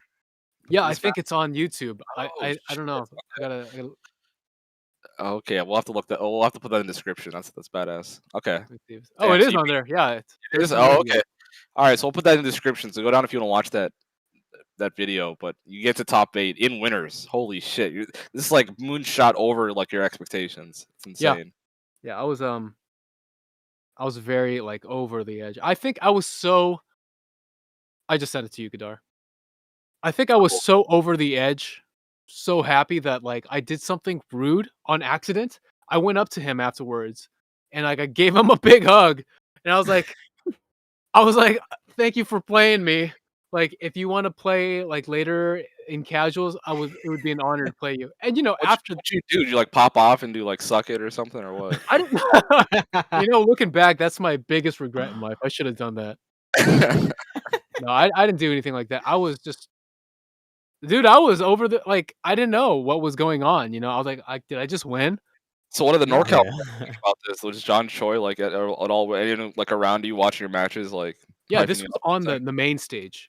Oh So shit! Oh, it was like damn. me and Talk him about playing that. on the main Is this your stage. first game on the main stage? Was it the first game of the Oh, day? dude, it was the first game on the main stage for me, but it wasn't super official where like no one else can be on the stage. So there was like you know a crowd huddled around watching us, Yeah. and all my buddies were down like on the like right in front of the stage because it's elevated, and they're watching the big like the what do you call that like the Megatron or whatever. It's not that Oh, big. no way! So they projected it? What was going They on? projected it, yeah. Oh man, that's crazy. So they projected it, and then like afterwards, I was like, dude, what the fuck just happened? You know, and I group up with my friends, and it was Bucktooth actually that I first ran into because I wanted him to translate that message to Nido. Like, I'm so happy that I played you. So he translated it, and he's the one that told me because you know I'm a dumbass little kid, dude. I don't know what I'm doing. So he's like, you know, that was a little disrespectful what you did. I'm like, Wait, really? what'd you do? What like you just pop like what happened? What'd I you didn't do? pop off. It was just like right after a match. You know, the opponent is a little wounded. He's a little salty. So Yeah. you know, to go up to him right after this stranger, to go up to him right after and like tell him like, oh, that was really fun. good match. Like, let's play later. Like, dude, no, like Oh, that's what you did. Okay. No, you gotta let him cool down a bit. exactly. I didn't let him cool down. I was just so. It wasn't the fact that I beat him. I was just so honored to have played him. I thought that possibly I may have gained his respect, and if he would like to spar later, because I was so infatuated with the game that I wanted to play these Japanese players as much as I could. I wanted to learn as much as I could, you know? Damn. To him, It it's was a like this guy comes up. He's like, "Hey, I'll train you later if you want," or some shit. yeah, exactly. It came off like that possibly, but I didn't mean it like that at all. I was just like, "Oh my god, I want to play against these gods," you know? Yeah, I mean, at least your intentions were good, you know. Yeah. Yeah, it Good was, intentions. you know. No, Yeah. he My was Afraid to intention beat. after someone loses, I like to just walk up to them like, "Hey, what happened? Why'd you lose?" Just Dude, kidding. you say that when you get one round on people, dude. You talk the most shit when you get a round on somebody, dude. All right. Move I on. never want to Anyway, play Gadar in a game ever now. Yeah, yeah. dude. People Avoid say I'm the avoid that worst match. person to lose to. I beat was it Will Ramos and Neo Turf Masters, and man, it was the biggest pop off of my life, man. Literally woke up my neighbors and shit like that. It was fucked up. That's But hilarious, dude. but anyway, you get to top 8 winners, you're just fucking stoked. Yep, You know. super stoked. Oh wait, you know what? That doesn't make sense. I think at that point, sorry, I had made All top good. 13 Okay, you made because top 13. yeah, Perfect. because I had to play Combo Fiend next, and Oh, win or lose, it doesn't matter. I'm making top 8. So I think I didn't even oh, realize that, by the way, until Choi came up to me. He's like, "Gene, congrats." I'm like, "What do you mean?" He's like, "You made top 8." I was like, "No, no, no, no, no, no. Like, I just made top 13." He's like, "No, you don't understand. You made top 13 already. If you lose your next match, you're still in losers, and you still get pushed to top 8." And I was oh like man. That's sick. So you're right. like, You "What did the make top fuck?" 8. Yeah, Yeah. I mentioned. So win or lose the next match, I made top 8. So at that point, I kind of let my guard down, honestly, when I played Combo Fiend, because I wasn't playing as hard as I should have because I had already Damn. made top 8. You know what I mean? So I Yeah. lost that match, and I Yeah. was still like totally cool about it. Like, it's cool. I'm still top 8. That's crazy. Combo Fiend was playing MVC 2 at this time, I'm sure as well, right?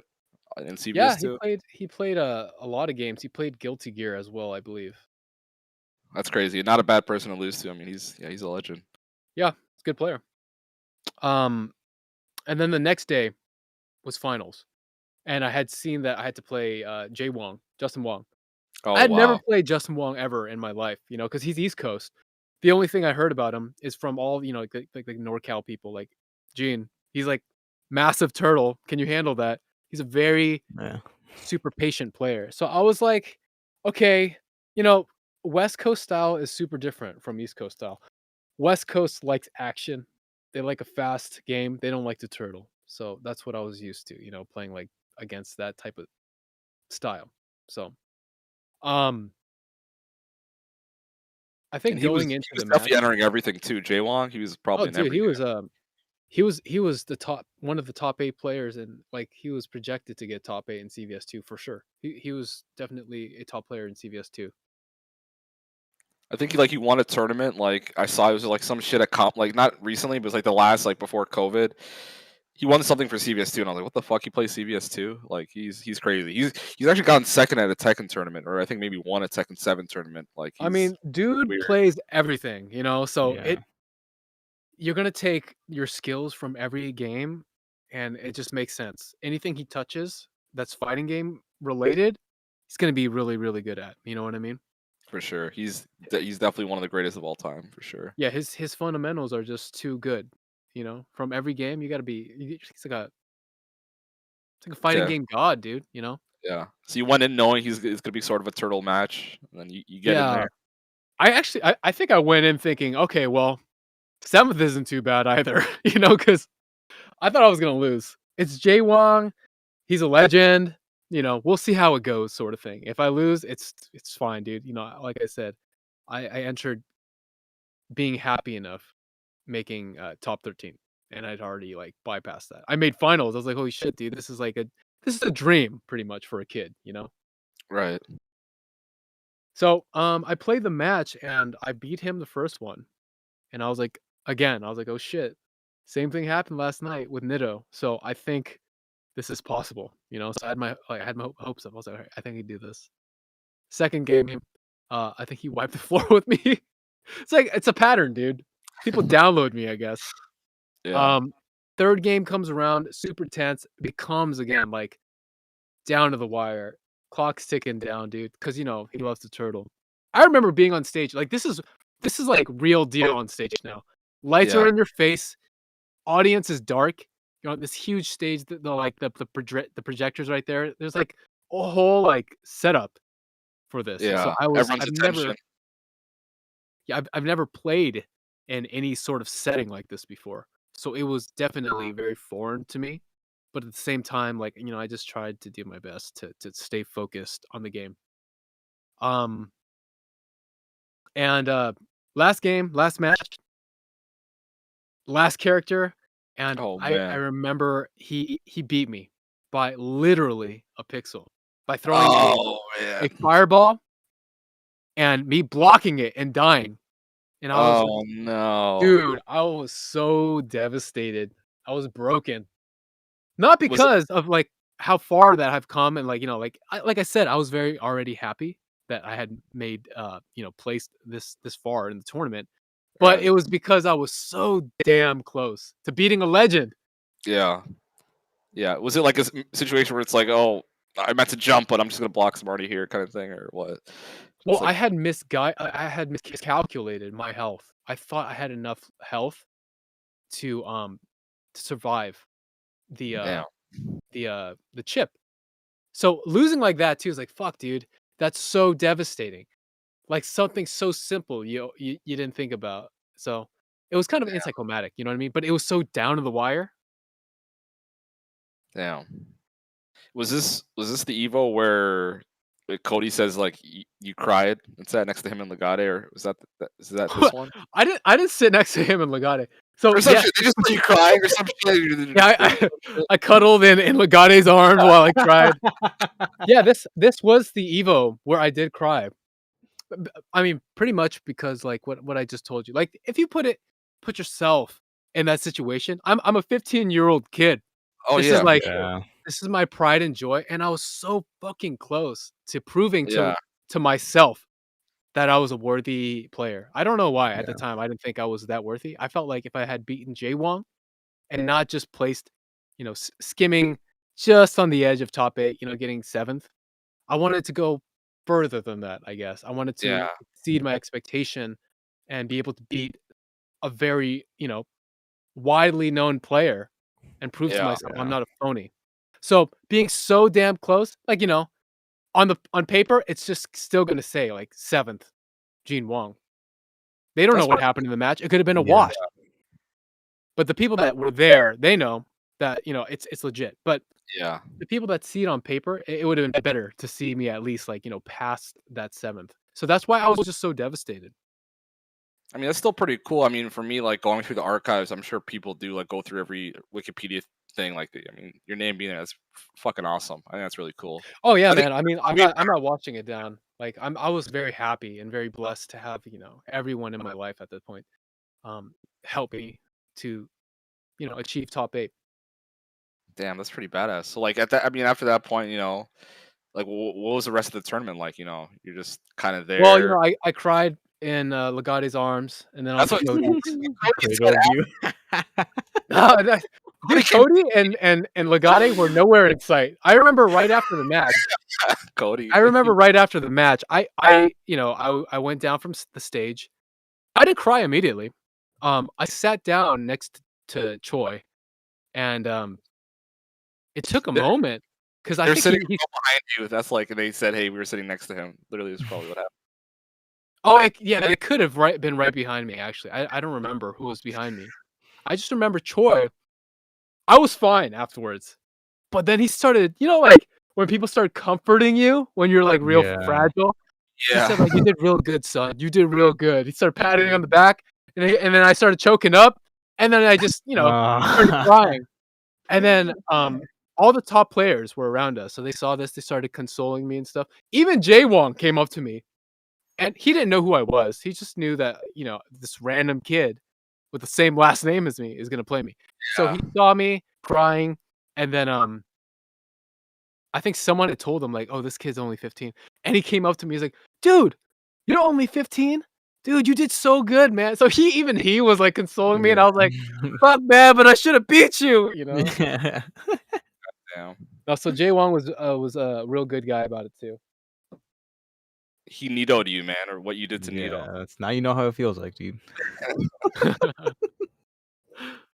Yeah, exactly. Now I know how it feels like.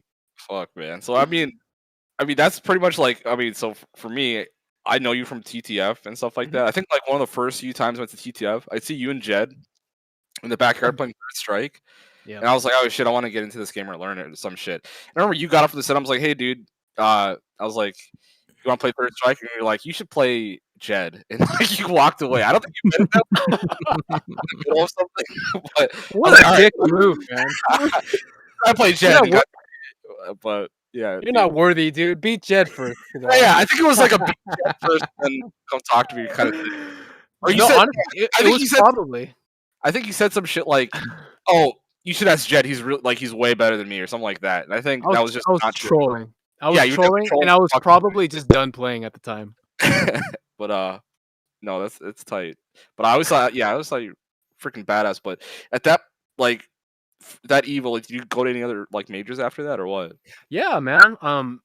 I just kept grinding afterwards. I was looking forward already to the next year to play again. So I went to every major that I could possibly go to, and I went to NorCal throughout the years, you know, to keep my skills sharp and to continue my training with all the players in NorCal, and yeah, pretty much just preparing for the next year, next Evo. What majors did you go to any majors outside of California? Yeah. Oh well, outside. Oh, I went to what's the one in Arizona? It wasn't Texas Showdown, was it? Probably not in Arizona. I don't know. No. No, that's right. They had some major out in Arizona, and Either way, you went to Arizona. yeah, and I went to that tournament, and I think that is the first tournament that I actually won. I think Oh, I first sick. placed on that one. So Damn. I mean, there weren't that many super good players there, though, to be quite honest with you. So it was sort of like an ego boost more than anything than like a learning Yeah. experience. So I took that one. Uh, and then I also outside of California, I don't think so. Because I was still a young kid, young broke kid in high school, you know, so couldn't Still really getting travel rides and too stuff. much. I'm sorry, what's up? Were you still getting rides and things like that? Not 16 yet. Yeah, I was still getting rides. I was still taking the train to LA and stuff. I didn't get my license until like like when I was 17, dude. I was lagging on that. For sure. So what do you remember over the course of that year to like till the next year? Like what are the biggest things? I remember going the main training sessions were with the NorCal guys like Choi, Campbell, and Ricky and them. They also had some really good players also up in NorCal. Leezy, there was a really good A groove player named Wizard. Wisdom, sorry, not Wizard. Mr. Wizard is not. Yeah. Not something we want to talk about in Yeah. That guy's nowadays. banned. Yeah, that guy's Yeah. banned. He's our Yeah, guest next week. So Boycott.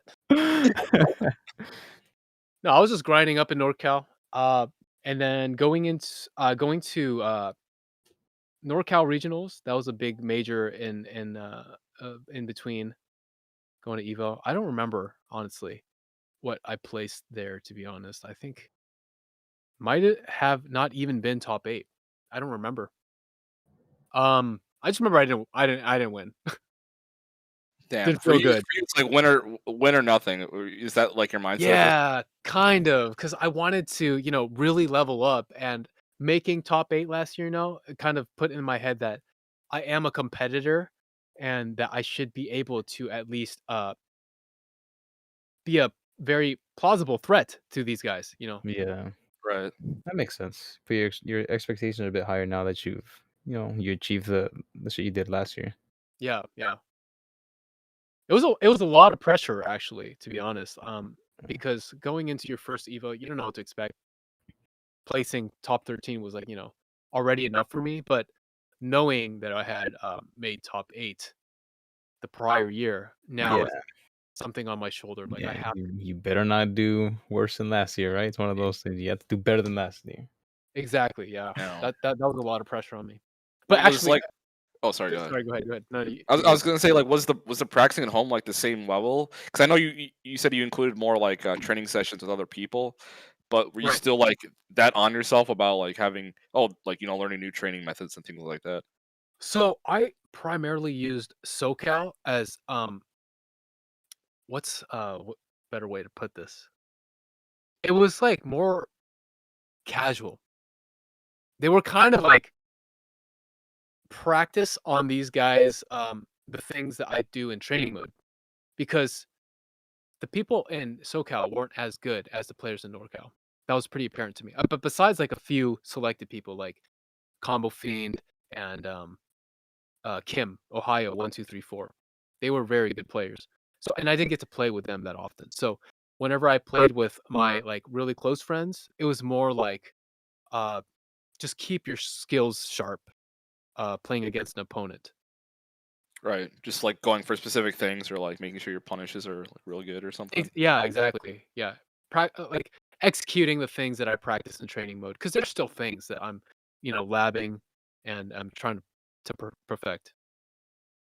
In SoCal, when you went there, did you go to an arcade or were you going to like people's places and stuff like that?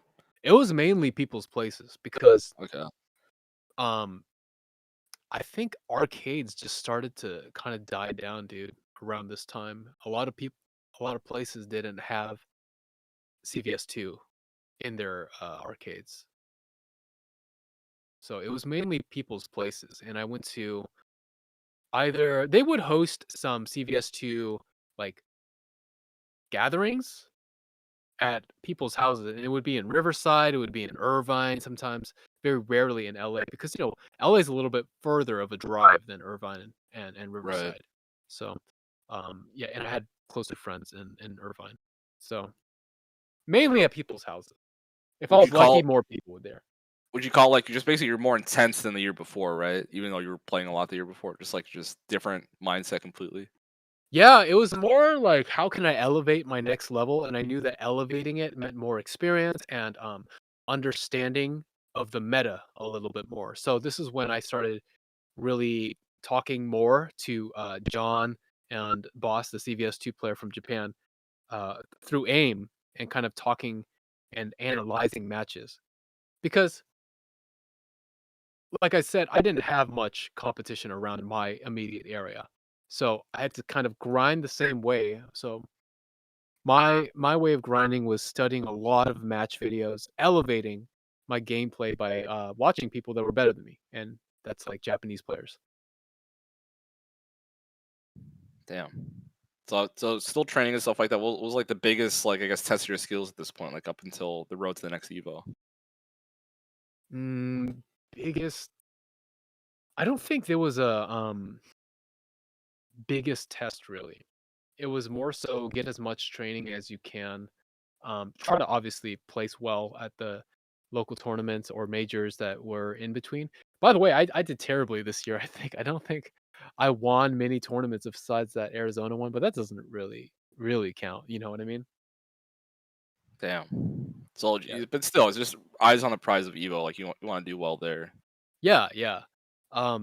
There was like I'm gonna take a little side knee here because I remembered something pretty funny. At this time, there was a guy that was in San Diego, and he was such a hater, man. He was this guy that I would lose to all the time in the GTA days, Golden Token, that arcade that I mentioned on College Avenue that closed down. Yeah. This guy would beat me all the time, and I hated losing to this guy, man, because he was all cocky about it, and the way he plays is like just really annoying and very dirty, very like ghetto. I didn't like it, dude. I didn't respect it. Bottom line, I didn't respect it. Yeah. So we hadn't talked or even played each other and since the arcade closed down. And when it made news in San Diego that I made top 8, he posted in the like the SRK San Diego thread. He's like, well, I guess we all better practice a little bit harder, guys. If Gene can make top 8, that means we all can. And I'm like, dude, what is that supposed to mean? I'm like, dude, I poured my heart out into this. What are you talking about? Yeah. He's like, Yeah. well, last time we played, I swept the floor with you, so Oh, maybe man, you got a little I lucky. hate the last time we played assholes. And it's like, Yeah. how long ago was that? You fucking piece of shit. That's like everyone in San Diego says, "Oh yeah, last time yeah, shut the fuck up, you fucking." So mad at the people who say the last time we played.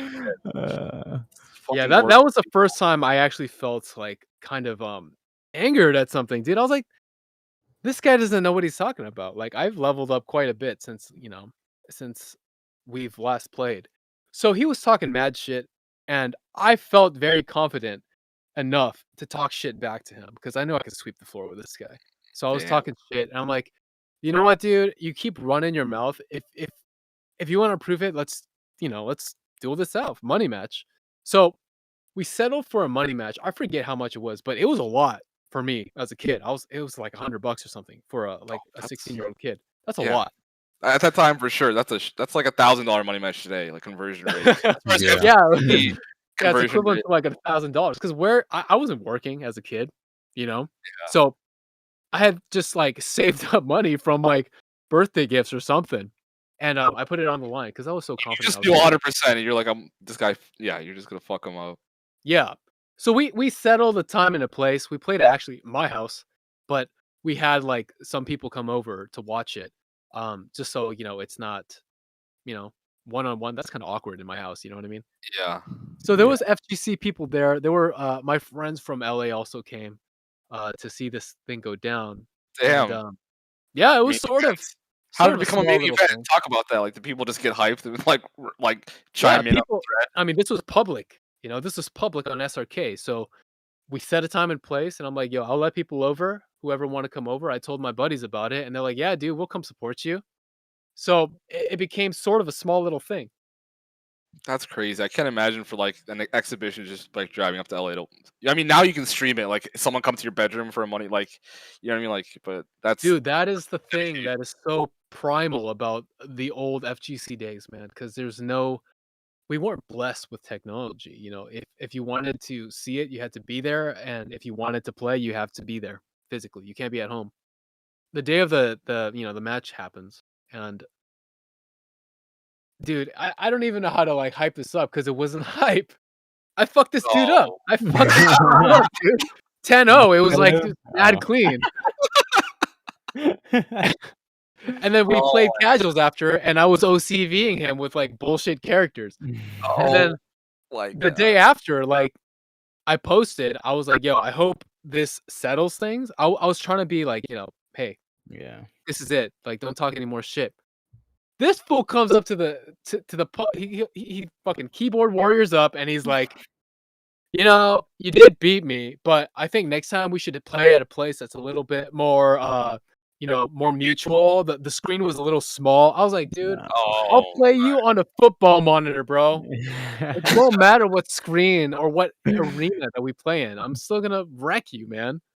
Yeah. damn. I don't think you're allowed to talk shit if you get 10-0, dude. Yeah. If Take you get whatever they say to you and just shut up, you know?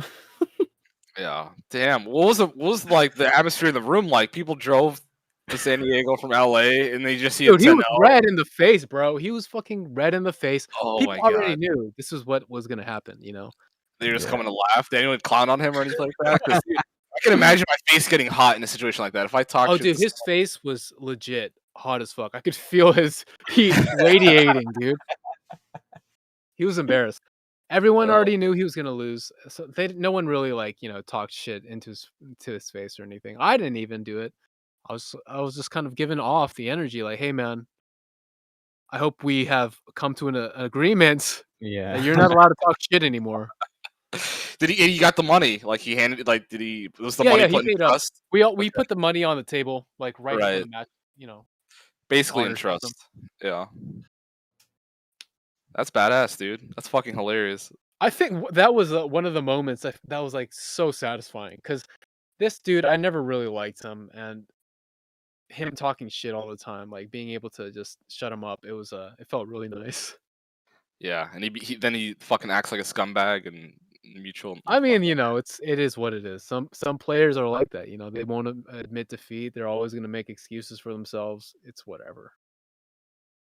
Damn. All right, so on the road to this next Evo, were they still doing Evo West and then regular Evo at this Yeah, point? they were still doing 2007? Evo West.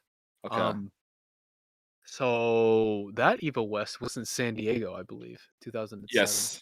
Yeah, Yeah, I pulled that up. Yeah. yeah, it was in Evo West. Oh, it was in San Diego, and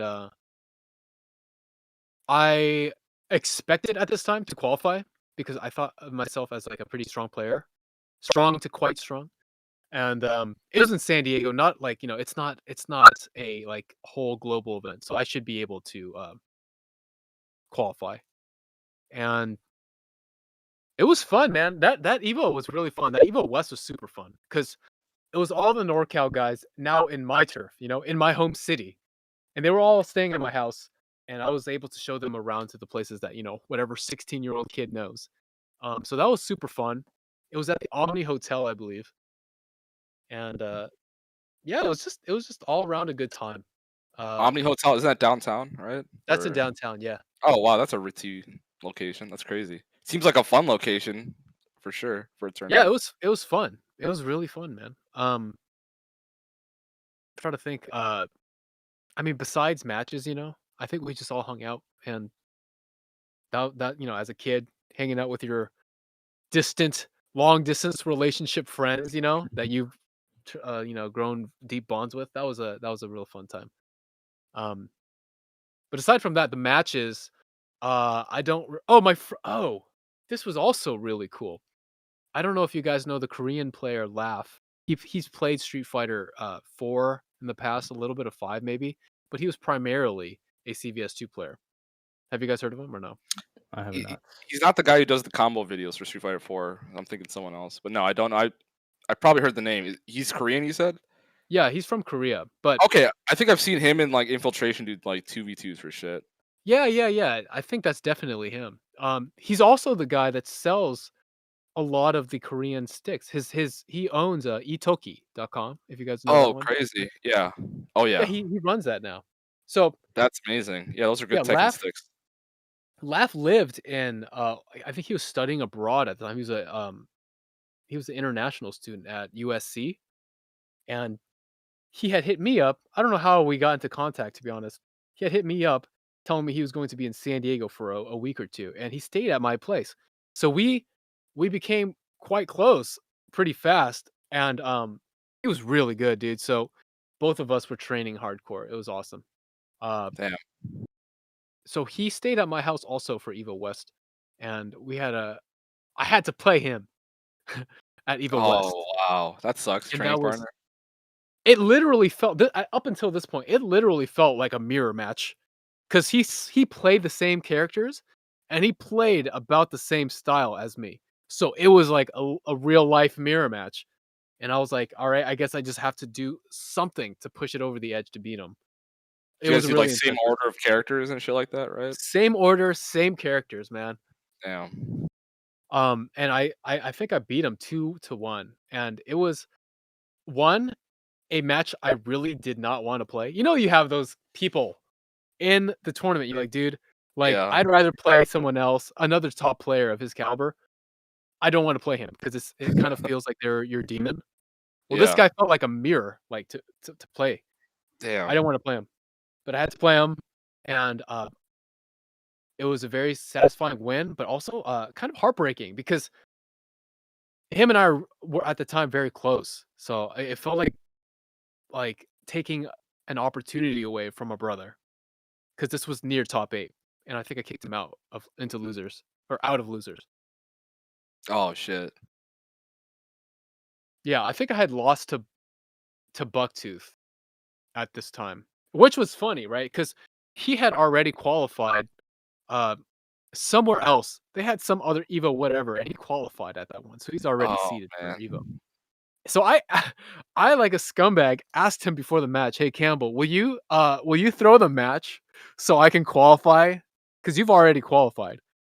And he's like, "No, because I want the money.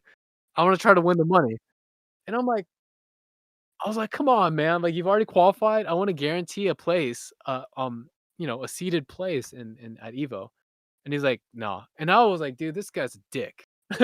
Oh man. Like, this guy's a dick. What kind of friend is this guy? So he beat me. I felt super salty as a kid, and then I had to play Laugh after, so I was sweating. I was like, "Oh man, if I lose this, I'm out of the tournament and I don't get seeded." Right. But I beat Laugh to get top 8 and to ultimately get seeded at Evo.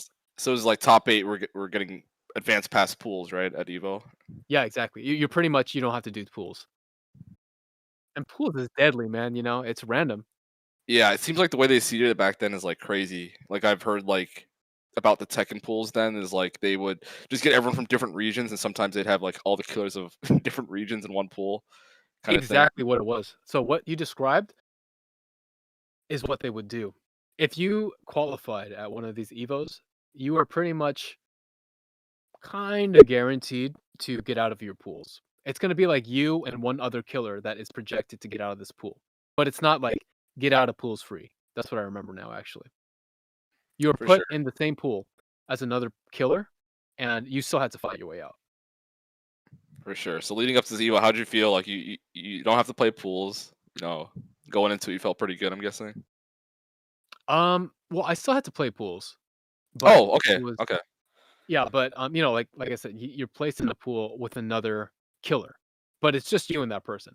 Like they'll look at the pools and they're not gonna put they're not gonna put John Choi with like another top player and then also me in there. They Gotcha. were trying to seed it in the way that you still had to make it out of your pools, but you have to fight for it. But you're probably gonna get out. For sure. So what happened at that Evo? At that Evo 2007, um, I remember getting seated with Tokido, and I think that was the two killers in the pool. It was me and Tokido. So, oh, dude, no, no, no, no, no. Let me take this back a bit. Ironically, I played 2007 was probably the best I've ever played in my career at that point, but I placed the worst. But Oh here's man. why. Here's what happened. So let's backtrack a little bit, and I'll tell you guys what happened. I had to. I got set up in a pool already with two killers already in there, and they were both from Japan. So it Oh was man. Tokido and it was Mago in my pool, So and two me. top 8 caliber guys, kind of. Would you say? Oh, absolutely. I think like Mago had won Evos prior, so he was definitely a killer. And then Tokido had won SBOs prior, so these guys are like godlike players. That I would have been pissed. Like, how'd you feel when you first saw that? Like names written down. I was like, "This is fucked up. Like, how did this happen?" Damn. But they couldn't do anything about it. So I was like, I didn't want to be that guy also that complains about being in a pool with top players because still at that time, I still felt it was a very big privilege to even be able to play against these players. So Right. win or lose, probably lose in my mind, I thought. Um, it's still a learning experience. So I was still like a very humble kid. I had expectations for myself, but if I lose, it's cool because I get to play against someone that's better than me, and it's awesome to learn. Right. So what happened in the pool? Like, who'd you have to play? So I remember the first match I played some like really scrubby guy. I don't think he even played the game, and then I moved on. And the next match I had to play was Tokido, and I was like, "Fuck, well, I'm probably gonna lose to Tokido, and then make it out hopefully in losers of this pool." So before the match, I was nervous. Um, obviously playing against a very very good player from Japan, and I remember asking Boss, who is from Japan and had become my friend at the time. I was hoping like, I don't know how close him and Tokido are because I know that they practice together, and I don't know if it's stepping over cultural boundaries. But I was like, hey, do you have any advice for me to beat this guy? And if he, the worst he can say is like, no, and I feel like a dick and an idiot. But he was like, uh, just watch out for like a random roll. That's all he gave me. Watch out for random rolls. So I was like, okay, I took that as like, all right, I'm not supposed to ask you. So I get it. Okay, Yeah. I have to So earn wait, these. how Japanese is boss? Does he like speak English a little bit or what? Like, how are you communicating with him? He speaks a lot better now in English, but at the time his English was pretty broken, but communicative, like he could still make out what you're trying to say, and he can also make like broken sentences. It's not bad. Right. So when you're talking a game, he probably understands all the game terms and how to give you like a deep. I mean, if he wanted to, maybe like a deep, talk about the system, maybe. I don't know about really deep meta. So I think that's also why I didn't really push it, because he was like, "Oh, I can't really express this," and then maybe he just thought Yeah. like, "What's one bad habit that Tokido has? Oh, he likes to randomly roll or something." So he just gave me that, and I was like, "Okay, I'm not gonna press it. He's giving me something. Cool, I'll run with it." So I played Tokido, and that one piece of advice actually did turn out to help me quite a bit. He wasn't rolling all over the place, but I did watch for the rolls, and I was able to capitalize on some good moments because he was randomly rolling. So, um, that was good advice. And during the match, it something funny had happened. I was schooling him, man. So I was kicking his ass. He's pretty much gonna lose unless Oh something wow. crazy happens. Yeah, I was my first character and with a lot of life left, like about 80% life or something like that. It's on YouTube. I can link you guys later. Um, Okay, this will be in the description as well. We'll have the first one. Was it the Nito match, and then we'll have this match as well. Yeah, so it was like my Vega at pretty good standing against his last character, Dictator Bison. And the screen like froze at the loading screen for a long ass time. And I'm like thinking to myself, this never happens. I don't know what's going on. And I'm thinking like, oh no, dude. This is knowing me with my luck, this is where the game freezes. We're gonna have to reset. And the reset is gonna fuck with me mentally, Yeah. and I'm gonna lose. This is what's gonna happen.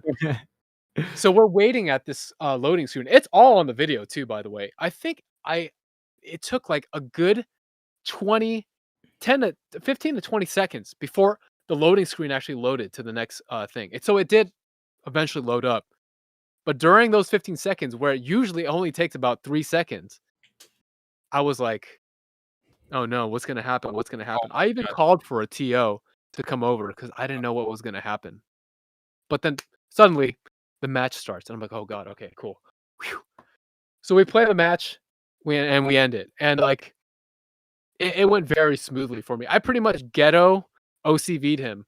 He did take out my last character, but like at the start of the second round, it was like over like immediately.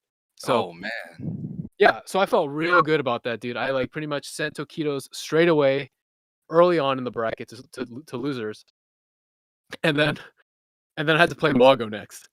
God, that's such Damn. bad luck. That's brutal. Really, like That's brutal. against two guys on like the Mount Rushmore, I'm sure, of fighting games. Yeah, That's fucking it was horrible. brutal. But I lost, and eventually, I made it out of the pools and everything. Oh, And okay. then, You'd have to play Tsukidi again in pools or sorry, losers or anything like that. oh, you know what? That doesn't make sense. I think I'm blurring things. Okay, so I think we both made it out of our pools. Him and losers, me and winners. And then I had to play Mago. I probably like Gotcha. Oh. zoned out some other like no names or something to get out of there. Um, so then I had to play Mago. Got sent to losers. Dude, Mago is godlike. So yeah, that was tough. He beat me pretty convincingly. And then I You said was Vega was in your team. Did you change your team between that Evo '06 and '07? no, I think I kept the same team. Oh wait, Okay. 06, 07, yeah. I switched to Vega instead of Sakura. Okay. Okay. Yeah, That's wow. That's great. That's like a pretty big switch. that is a big switch. I think it's because I saw Boss using him, Claw, and I'm like, dude, he's a very annoying character, and he seems super cheap. So I played him here and there, practicing him, and I'm like, okay, I think I feel way more comfortable playing Vega than Sakura because he felt more of a like a very defensive wall type character, kind of like Guile. So I Interesting. switched. Um, so I lost to Mago, and then I had to play some people, and then I remember Let me make sure I get this straight. I'm in losers because I lost to Mago, and then I had to eventually. Uh,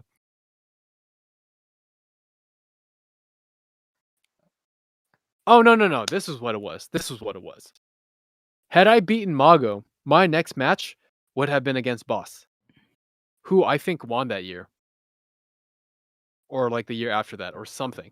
So, had I beat Mago, I have to play another Japanese god. Yeah. How does this make sense? Who made this bracket? It's like So they 3 in a pretty row. much put me in like a death bracket. This is a death bracket of like hell. So I lost to Mago, and then I got all the way to Choi. I had to play Choi. Whoever Oh, wins this match, and yeah, this is my like my like philosophical dad, the guy that took me under his arm, Yeah. teaches me everything. Had to yeah. play Choi, and this is for top 8. It was a very bitter, sweet moment even before the match because I knew had I lost, that sucks because I didn't make top 8 like I really wanted to. But if I beat him, I take out the man that taught me a lot of pretty much Yeah. everything. So Yeah. it was not going to be a win-win situation. So we played the match, and I ended up losing. But the thing that made it worse was like the same thing as last year. I lost by a pixel again. Oh. I lost by a pixel again. So and it sucks because being on paper, you only see that I got 9th, but you don't Yeah. see that I had this like a heavy metal bracket of killers that I had to go through. Yeah. Yeah. Even though I played my best that year, I still placed the worst I've ever Yeah. played at Evo. So it was kind of funny. I think that's funny. I Yeah. laugh at it now. That reminds me, dude. I think it was Evo 2018. I lost to this player called Panchon, Mhm. and the next year, the person who ended up taking me out of the tournament was him again. I had no idea until afterwards. Oh One of my man. friends was Leon. He's like, "Hey, didn't he beat you last year too?" I'm like, "I don't know." And then I checked, that same day. I was like, Yeah. "Son of a bitch! I lost to the same guy 2 years straight, dude." Like I couldn't fucking believe it, dude. I Well, lost to like, the same player back to back. I'm like, "God damn it!" how do you not recognize him? Did you like completely change his No, look? like I know I played him. It's just that I did not remember that he's the one who took me out of Evo. Same Like character? yeah, and it's a character that I struggle with, and you know, to this day, I Those still are the struggle. hardest, man. It's like Yeah, he it's wasn't. it's Oh, go ahead. I was saying like it's like those moments really they stick with you. Yeah, I and don't know how you didn't recognize them, but or you didn't. I don't know. I mean, I was. I think the thing is that whole tournament, the Evo 2019. Like I was. There were so many ups and downs in that tournament that losing to him, I was like, oh, it's finally over. It was one of those things, and I didn't even think about that. Right, right, That I just lost to the same guy last year. Like right. I had to play a Korean player in my pools, and that was like like that's where all my energy, got spent in that match because he was one of the guys I was looking out for. Hmm. And I got so close to beating him. Like I was 5 rounds up, and I ended up losing. He made a full comeback on me, and Oh like I man. was so drained. I was not even thinking about the people after that, but I was, there were so many like points in that tournament. I was about to lose, and then I won. Just up and down, and then I lost to that guy, and I was just like, "All right, dude, let's grab dinner." Like, I'm glad this is over. Just I didn't even think about it, and then he reminded me, he's like, "Hey, dude, I think he beat you last year." I'm It's like, like you "No don't way." need to bring that Yeah. up and mention that. I'm like, "How do you know?" And then I checked, and yeah, he beat me 2 years straight, dude. It's kind of shitty, but you know, Hey man, bring it how it back. works out Bring it back. sometimes, dude. Just practice harder so you don't lose Yeah, against I'll him. I'll get him. I'll get him this upcoming year. I think Hell he yeah. was I coming believe in you. back. So after this tournament, like, I mean, it's not as bad as I guess the previous Evo as it sounds like. I mean, you're losing to your sensei kind of No, thing. yeah, exactly. I think I was, obviously I wanted John to do well because I have the highest, I hold him in like the highest regards. So, I mean, he's the one that won one of the Evos. So, seeing him go forward wasn't super bitter for me. I wasn't bitter at all. I was happy. But the thing I was not happy about was he lost immediately to Aw. Kindevu. In my opinion, like a very cheesy, but he knows how to be cheap. Cheesy but cheap A Groover. I thought he was gonna win for sure. So when he lost to him, I was like, man, what a waste. Because I think I could have beaten Devin. Yeah. I at least had a good Oh chance. man. It makes sense why you feel that way. Yeah. So what's that like? I mean, I know that there's no like concept of off seasons at this point, but like after that Evo, like what was CVS2 like? Because I mean, in my head, like that's pretty late in CVS2's like lifespan, right? I mean, it's SF4 is not quite out, but like it's probably only the diehards playing at this point, right? Yeah. SF4 would come out I think the next year. I think they were doing demos for Street Fighter 4 at Evo 2008. But I remember feeling that I wanted to quit at this point because I felt like even though I lost to really good people, I didn't meet my goal. I thought maybe I'm regressing in my skill level or whatnot. Maybe it's time to put it down because I'm getting a little bit older at this age, and I'm getting into like 18, which is like a big milestone in some teenagers' lives. So Yeah, thinking I about was thinking, college, Yeah. stuff like that, like working exactly, on yeah. the next What step. happens when I go to college? Exactly. So I was thinking about quitting, but ultimately, you don't quit. I talked to John about it. I was like, "Oh, I'm gonna quit." He's like, "You're dumb. People don't quit. You can't just quit. You can't just Like quit the fighting game community. You're like always gonna be people in who it." announce their retirement are the biggest fucking morons ever, man. Yeah. Yeah, that was me, dude. That was me. You announce your retirement. It's I just a was video like, "I'm game. How are you? retired." I'm just joking. You see that a lot, and I think people get clowned on it appropriately today. But I mean, okay, I think the only people who can say it are people who are like really good. And if they're saying like, okay, I'm not going to compete as much anymore, I mean that has a little more weight than every John and Susie like saying, "Oh, I'm retiring," kind of thing. It's like, Yeah, fuck off, dude. I just took it like very, deep down, I didn't want to quit. I just felt like I let myself down.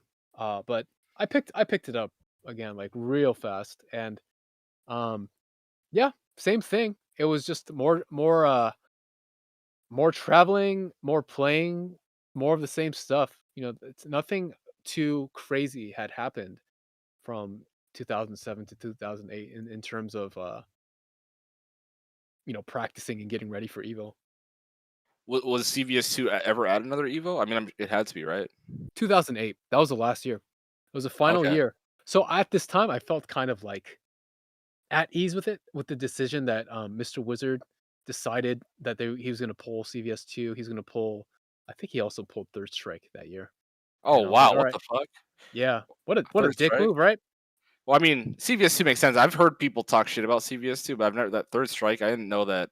I mean, it makes sense maybe if that's the last year because It, SF4 is the next it year was on. more so that they wanted to start making some room for the new games. Like Street Fighter 4 was about to come out that year, and then I think that's also when they like welcome Smash into their family. That's It right. was changing. They were experimenting with a lot of things. They were getting sponsors now. They had Toyota in 2007, I think, the Yeah, Yaris, Yaris. Yeah. and then they There's had a Sony the next year. there's a avoiding the puddle video, Aris and the Yaris, because someone took a picture of Aris in front of a Yaris and wrote Aris near the Yaris or That's funny. whatever. That guy's pretty funny. Yeah, he's pretty good. But anyway, so yeah, they get more sponsors. I think they had like Mario Kart, right? At Yeah, one yeah, of yeah, these yeah. Evos. And like John, what was his name? Who's that commentator for Street Fighter? John Chen. Oh, James Chen. James Chen. Yeah, he got like top 8 in like Mario Kart or some shit. Like his claim to Yeah, fame. yeah, yeah. I That's think it was badass like kind of like a jokey event that they had. for sure. But it's just Like a different. troll Evo's event. Evo's getting bigger. Yeah, definitely getting bigger. They were experimenting, and I remember 2008 they took it to their first big venue. I think it was at Caesar's Palace, I think. That's And badass. we got booted, bro, because you know how scummy the FGC can be. What So the fuck happened? Wait. Evo got booted from Caesars? yeah, like after that year, it was like, okay, you guys are banned and you guys are never welcome here again. I Yeah. remember that. I was Because like, you were yeah, going. that makes sense. You guys are too bougie for us. We need to be at like like Treasure Island or some shit. My favorite things is like when you see those like cropped Facebook posts of people who shared a venue with like a fighting game tournament or like a Smash tournament or something like that, where it's like, Yeah. wow, why does the venue stink so bad? I had my wedding at this hotel like last week, and I didn't know there was gonna be a Nintendo tournament or something like that. And it's like, it's really funny Oh, when it's shit true. like that happens. It's like all these vacationers in the same building as us, and like I said, dude, FGC people, they're not civilized people. Some of these guys, they smell bad, they're weird, so, like Yeah, they don't Sometimes they're loud as assimilate. fuck, dude. yeah. I Exactly. saw 8 black guys in wife beaters like holding big sticks or some shit. Or yeah, Exactly. imagine being So that. imagine, you're like some bougie vacationer, and you step in the same elevator as these people, and they're holding these like Oh yeah. mechanical, bombs. What it Yeah. looks like bombs. It's like, what the fuck is about to happen right now? No, for What sure. are those? What's that? Oh, we're going to a video game tournament. So like, I definitely remember getting into like full elevators with like vacationing families at like my first 2 Evos, like when it was at Bally's Paris, like 2013 or whatever. Been like being Yeah. like, wow, this is like they're probably gonna call and complain or some shit because we were just in the elevator acting like idiots. But no, it's always a huge like contrast. It's always funny. yeah, I mean, a lot of people don't respect the rules also in the hotel. Like, I think if you're a vacationer going to try to like, spend a nice quiet vacation with your Yeah. wife, and next door we got like 40 dudes jammed in a room, Yo, like making smoking hella weed. noise. Yeah, Smoking in the weed, doing bathroom. drugs. Yeah. Exactly. You're It- gonna the be like, funny- what the fuck? We don't want these kids next to our apartment, our room. So they got numerous complaints, I'm sure, and I don't know the details of it, but we got booted real The funniest thing is when people get like the non-smoking rooms and they just smoke weed on the logic of, well, they won't know what room it is in like the whole hallway. It's true. You always get away with it. You always get away with it. You do, but then you got the maids the next day, just like, what the fuck is this smell? It was Yeah, dank as fuck in there. for sure. That's why you put the thing on the door every day, and then the place just turns to Yeah, shit. do not disturb, and your room becomes a fucking mess. Yeah. All right. So yeah, how was that, Evo? Do you like Vegas? Like at this age, were you starting to appreciate Vegas? I feel like I You didn't know what? appreciate it until I was 21. That's a big portion that we didn't talk about. It's not just the tournament; it's the after parties, right? Right. So, dude, it was so devastating and such a tragedy being underage at Evo in Vegas, because the whole time you're pretty much trying to ninja around and sneak around without getting carded, because they will card you on the floor if Right. you look like you're under 21, which I was at the Facts. time. So I remember the first Evo was really sick because I never got carded, and I was partying with all these like the top players. It was cool, and the Japanese players. Knowing the top players, you get to know the Japanese players too, because those are like the gatekeepers, the correspondents for the Japanese players. So just partying and stuff, like just sneaking booze and stuff like that. That's Yeah, pretty sorry, tough. I was hitting my vape. Oh yeah, no, go ahead. But yeah, pretty much a lot of partying. As a little kid, you get to party with adults, and you have access to alcohol and all this. It's awesome, dude. So it was a real fun time. 2007 sucked because they caught me, and they said, Are you underage?" And I was like, "Yeah." So they sent me back to the room, and John escorted me back to the room, and he was like, "Listen, yeah, just let it die down for a bit, and then yeah, we'll call you when coast is clear." And I remember keeping the phone next to the bedside table, because I was just gonna like nap to get some energy to party all night long when he calls me. Fucker never called me. I remember waking up because I passed out. I wake up and there was just like this black chick next to me the next morning. I was like, "What the fuck just happened?" And then I see John in the next bed over, and I get up and I go to John. I'm like, "Hey, what happened, dude? Why is she in here? Who's that?" And he's like, "I'll explain when she leaves." And then she leaves because everyone wakes up, starts kind of getting up, waking up, and then she gets out. And then I was like, "First of all, why the fuck didn't you call me last night?" And he goes, "I'm sorry, honey. I just couldn't." Oh Pretty man, much, he's getting into it. they didn't have an opportunity to call me, is what he told me. And then he's like, "Yeah, but that chick was like trying to, she was like preying on me, man, and I didn't want any of that. So I'm sorry, but I hope it's all right that I deflected her." onto you. I told her to sleep on the bed next to you. And she just slept next to you, didn't do anything. Yeah, pretty much nothing happened. Damn. I mean, yeah. I mean, I could imagine if I'm over 21, like you don't. I mean, yeah, you're not in a hurry to call someone who's underage. Yeah, so I have to, kind of understand that too. So I understood, but I was like primarily bummed out because the previous year was so, it was so dope hanging out with everyone. That's pretty sick. Um, but yeah, leading up to '08, same regimen. I practiced a lot, played as much as I could, and then again, because it was going to be the last year, it was a ton of pressure on my shoulders because I didn't make top 8 the last year. I only made it 1 year. I wanted to do it again to prove that like I wasn't a fluke. You know what I mean? Right. Yeah. So we played. Uh, I don't remember much of pools. I'll try to remember. Oh, I had to play Kendevu in pools, Okay, and the guy then you're saying you'd body the year previous, Mr. Cheesy, who beat yeah, Choi. exactly. And I felt real confident going in the match. And I think that overconfidence backfired real quick because I did lose, and I was salty about it. I didn't want to shake his hand, nothing. Um, but Oh damn. I lost, and then somehow I got the cheesiest bracket. That's the only way I could describe it because there was no one. It was like a barren, empty wasteland that I had to play. So I kept killing these people in pools. I had to play Jimmy Tran, a buddy. You know Jimmy Tran, Yeah, Amphi. He played CVS2 at the time. We were buddies during that's this crazy. I know time. he played CVS too, Mr. Naps, right? Jimmy J? Yeah, yeah. Yeah, Jimmy was pretty cool, man. He was pretty decent. He played on I think we had a 5-on-5 tournament either before or after this in SoCal regionals. The first SoCal regionals, they wanted to do Yeah. a 5-on-5 tournament and also a 3-on-3 tournament. And he was on my 3-on-3 team. I picked him up. And it was him, me, and Laugh, the Korean player. Damn, that's some lore. I didn't know that. That's good for a second podcast. That's a good bit of knowledge. Yeah, so yeah, me and Jimmy, I would assume he like knows who I am, but yeah, we were pretty close at that time. Pretty much everyone knew though that I was gonna beat him because I was teaching a lot of this tech at the time. We were talking to each other. So I beat him. I think that was the only like worthy opponent, semi-worthy, that was in my trail to top 8. And there was And killers who entered, right? You just got yeah, lucky with yeah, your path, but there I was got actual super killers. lucky. Okay. Yeah, everyone was there. All the top players were there. All the Japanese players were there.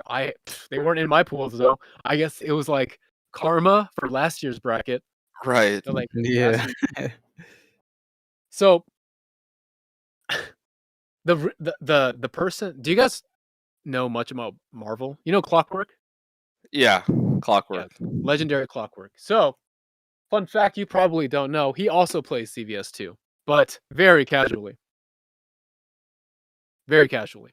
Um, I had to play him for top 8. Oh I don't damn. know how. I don't know how they set this bracket up. I don't know how far how he got that far. No idea.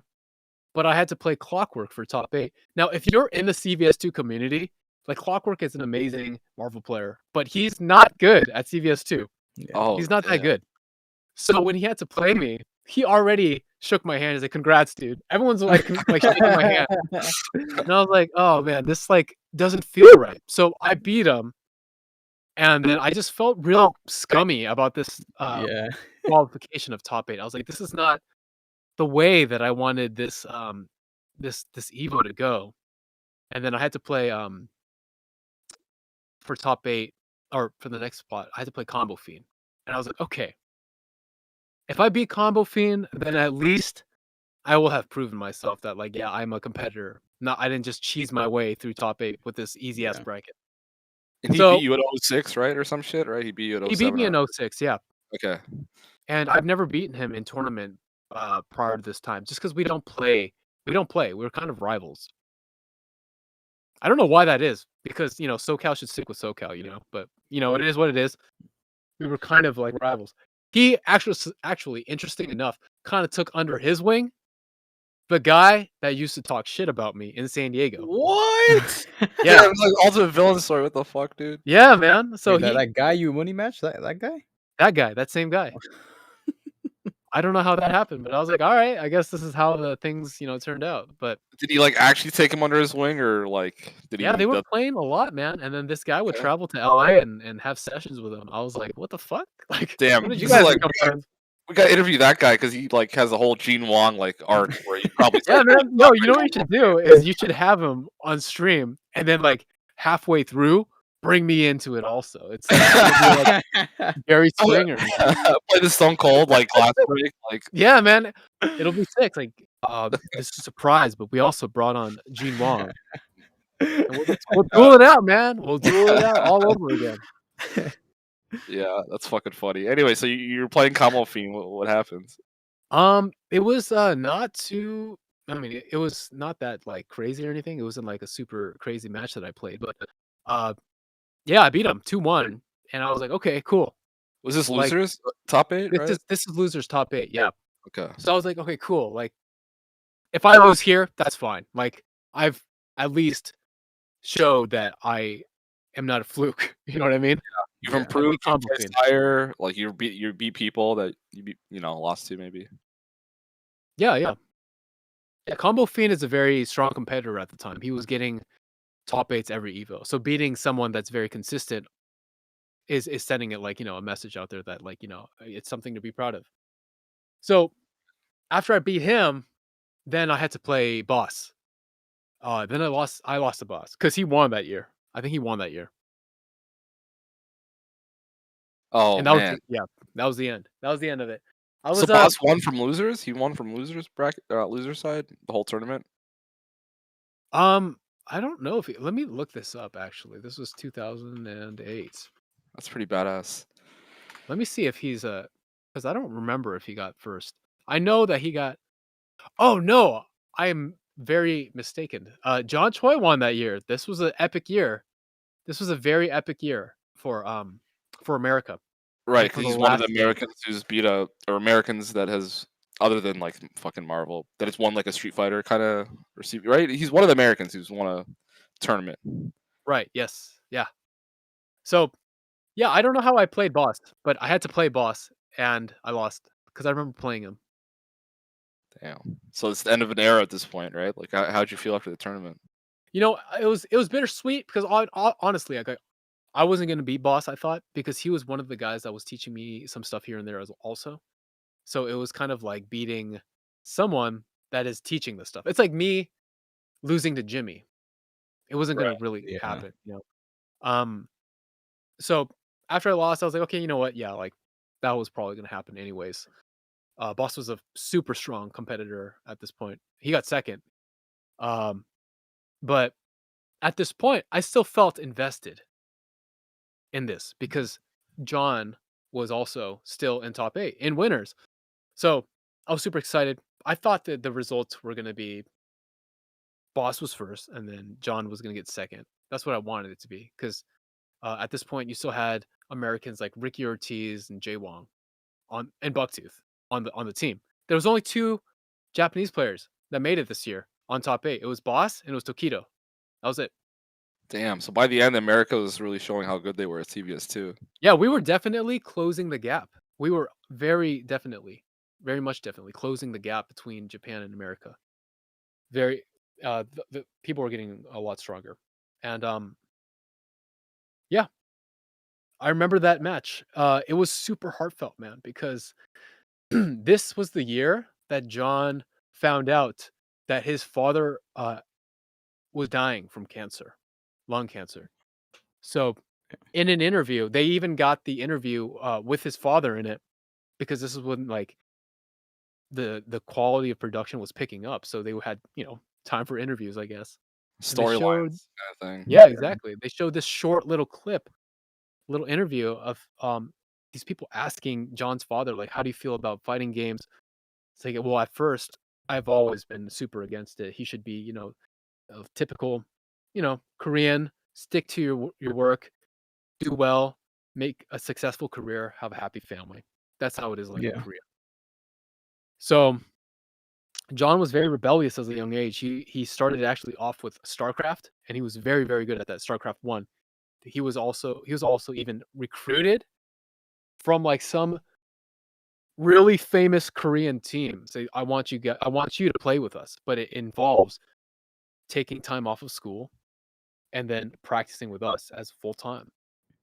He obviously wanted to, but his father said no. And it's Damn. always been like that through his career with Street Fighter.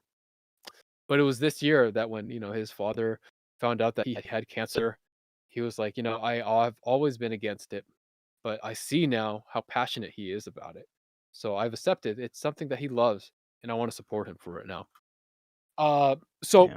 that was the first year John got blessing from his father, and yeah, they interviewed him and was like, talked about his career, and he's like, ultimately, like, you want to take advantage of as much time as you got because he's losing his father. He's like, I want to win this year. Obviously, we have some strong competitors, but obviously, I want to win. I want to do this for my father. That's what he said. So I was Damn. like, damn, that's fucking deep, bro. Yeah. That's heartfelt. So when John miraculously he came back from losers, dude. He lost somewhere. He came back from losers and he beat Boss. And dude, the room, I remember this Evo because so many people hated CVS too. It was like a rise and shine early ass tournament. I think we had to be there. It started at like 10 o'clock in the morning. Wow, first game duty. Yes, first game duty. And even though it was early, dude, I remember how wild the room was getting when he was starting to come back. Like they were chanting his name, they were chanting USA. It was crazy, dude. God, that's badass. Yeah, when he won, oh man, they fucking carried him off stage on their shoulders. It was a huge victory because no Yeah. one had ever won Evo up until this year because it's all the Japanese taking our prizes, man. Right. Damn, that's Fucking fucking sick, badass. dude. I Yeah, like John stories is like a that. fucking legend, dude. That could be a movie if they're looking for a fighting game. Yeah. Movie. That legit could be a movie. What's even more ridiculous is he also won ST that year. He beat Tokido for first place. Also Oh, shit. something that no one's ever done. No Wow. one's That's ever crazy. won like against the Japanese at Evo before. And like to do it the same year twice? Yeah. That's fucking incredible, dude. Shit.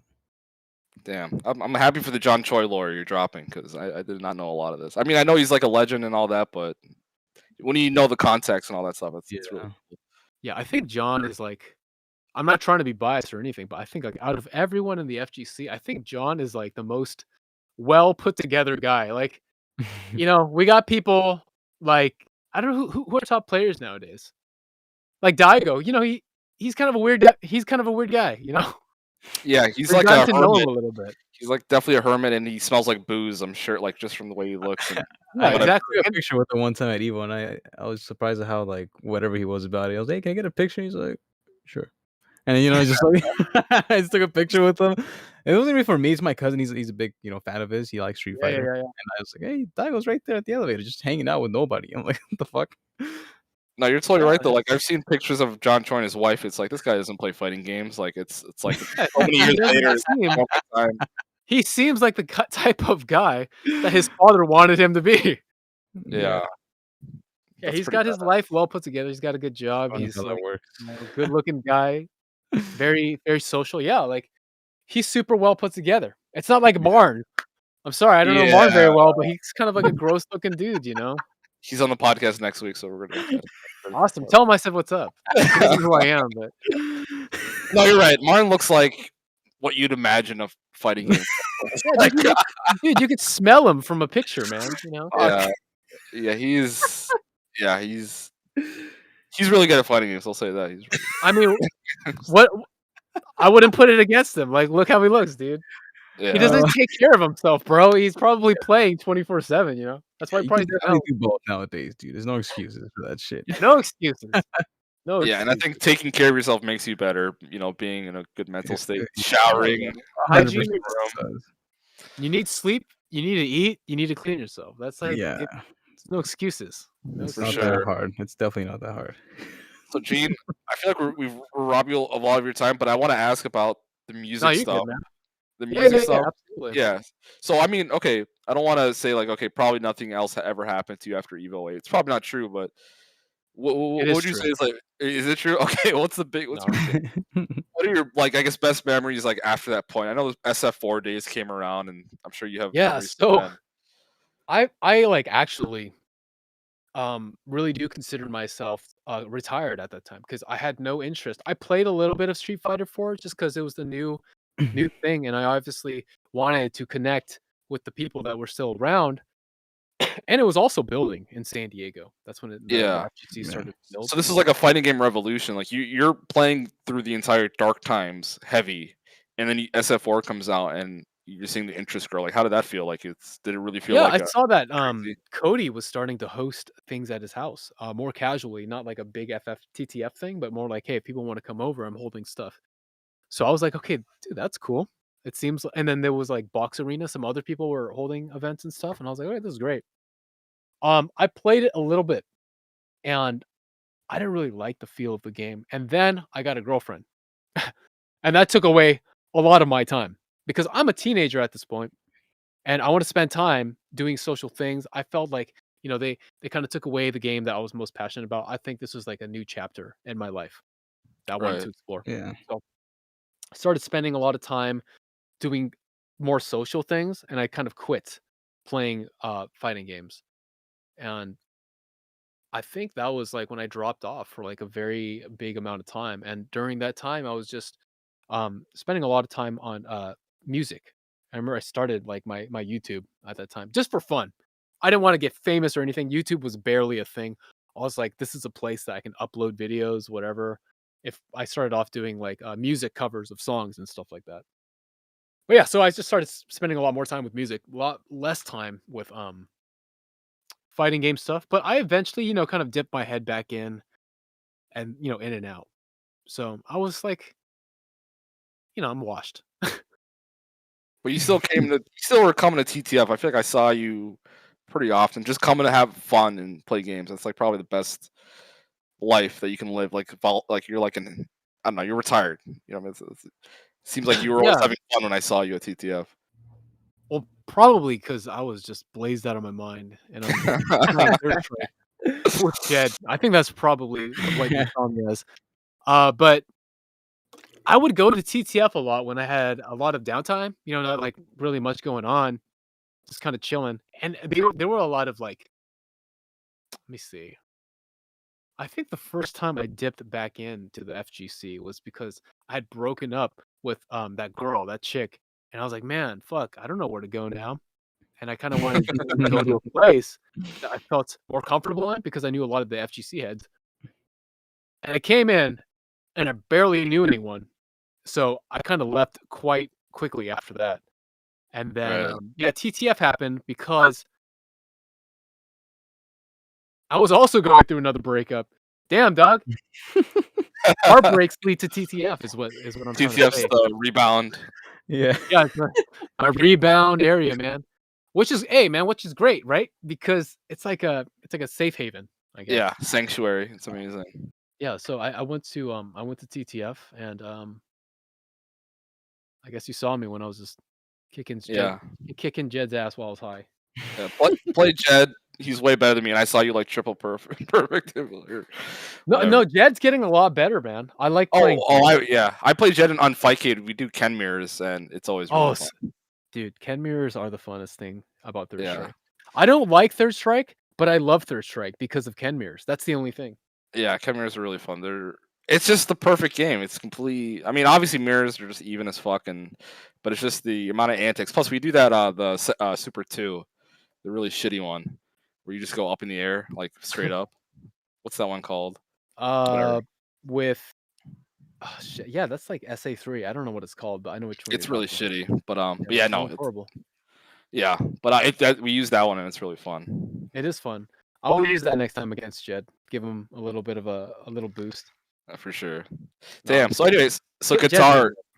Yeah, so guitar. You like. I feel like I've seen your Instagram and shit. Like you're always playing with like fucking. I mean, maybe it's just the way the pictures are taken. It seems like you're always hanging out with badasses and shit like that. Like, what are you up to? No, dog. So that's one thing I want to express to everyone, not just the FGC. Instagram, social media, it's all a lie, dude. I put that's why I have like two Instagrams. I have one that's kind of like catered to music.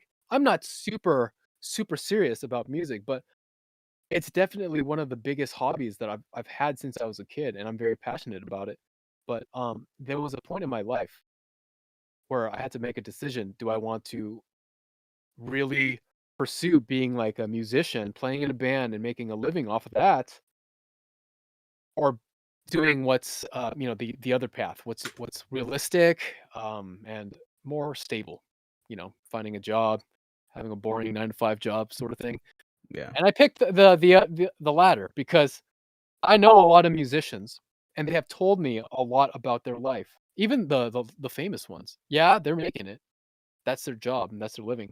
But the ones that are kind of, they're well known, they do sell out shows, but they're not like Justin Bieber or Beyonce. And they Right. still have to have a part-time job to pay the bills. And I thought to myself, like, shit, dude, is this something that I want to do forever? No, I don't want to do that. So I Damn. made I guess calculated adult decision to just make it a really big hobby of mine. That's the way to do it, man. It seems like you're having a lot of fun. I see like covers you do of the shit. It always sounds badass. Like I Yeah, wonder, like, man, it's a big hobby. did like your practicing of fighting games? Did it ever like bleed into like guitars, like all of these arpeggios and shit, like all day or something like that? Like, or were you playing like? Was it a completely different type of like, I guess, practicing? Um, so back then, I didn't think that it would transfer as much. I knew that it had some sort of impact on the way my hands work because you got to be very articulate in both fighting games and on a guitar. So I knew at some level it has to like really work. But it wasn't until about this year, uh, where I kind of assimilated and played a lot of fighting games because of COVID. I played online a lot, CVS2, and then Right. a lot of people ask me like, "How do you have such good execution? How do you practice this and that or that?" And it really made me realize with really strong execution, you need very fine muscles that are built to have that strength to pull off some funky movement or something like that, or be very Interesting. precise. So yeah, I think it definitely has because a lot of people that I've talked with, the way they hold sticks, the way that they practice, it's kind of sloppy. The general player is pretty sloppy in their commands, and they're not fast with it. Like if you were to I actually did this. This is kind of nerdy of me. I I wanted to see how fast I can DP in frames because someone spit out the number out there. The fastest possible recorded DP was by Tokido, in 7 frames. That's like the fastest humanly possible. So I'm like, I DP pretty damn well and I do it pretty fast. So I want to see if I can beat Tokido's record. So I did it. I recorded it with like a 60 frame per second camera and I loaded up CVS2 and I did like a Dragon Punch input. And then I counted the frames from the first input until it came out. And it was 7 frames. Damn. So I think like I was like, "Oh shit, dude! I do things pretty fast. I have pretty I don't want to say strong, but very articulate hands." And I was able to teach a lot of people just by like telling them which muscle to train to get better at Mm. execution. It's kind of it's kind of weird. It's like getting into the very scientific things of FGC. Damn. That's pretty sick. Fuck, man. So that's cool. Yeah, I feel nerdy, like, weird. yeah, Whatever and probably, works, dude. yeah, and probably a work ethic too, because you're like just doing the same thing over and over. Were you kind of like that with music, probably? Yeah, but I get way more bored with music. I think that's why I'm not at the level I want to be with music. Um, like in terms of my guitar skill, like there are people out there that can shred like crazy. I'm not like that, and I wish I could. And I know the problem. I'm just not disciplined enough in in this time's age. Yeah. Sit down and practice for like 8 hours a day. That's what it takes for me, at How least, how in long my have you been opinion. playing guitar for?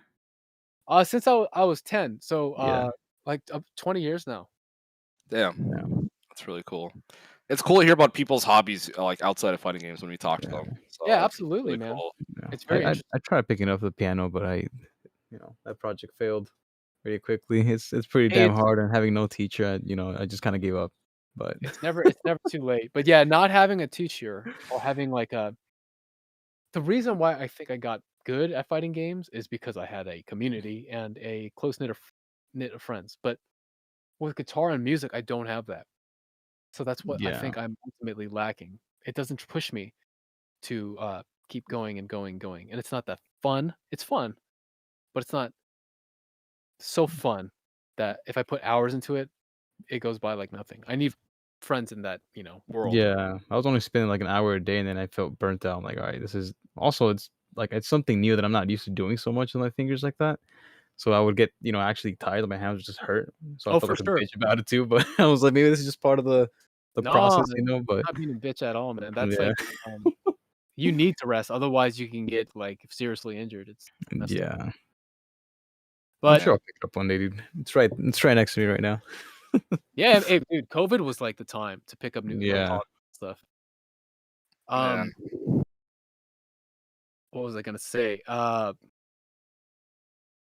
Oh yeah, linking back to all this, like how my Instagram looks. Instagram, social media, it's all facade, man. It's all a For sure. facade. Why do you say that? I agree with you, but why do you say that? Just because, like, people need to.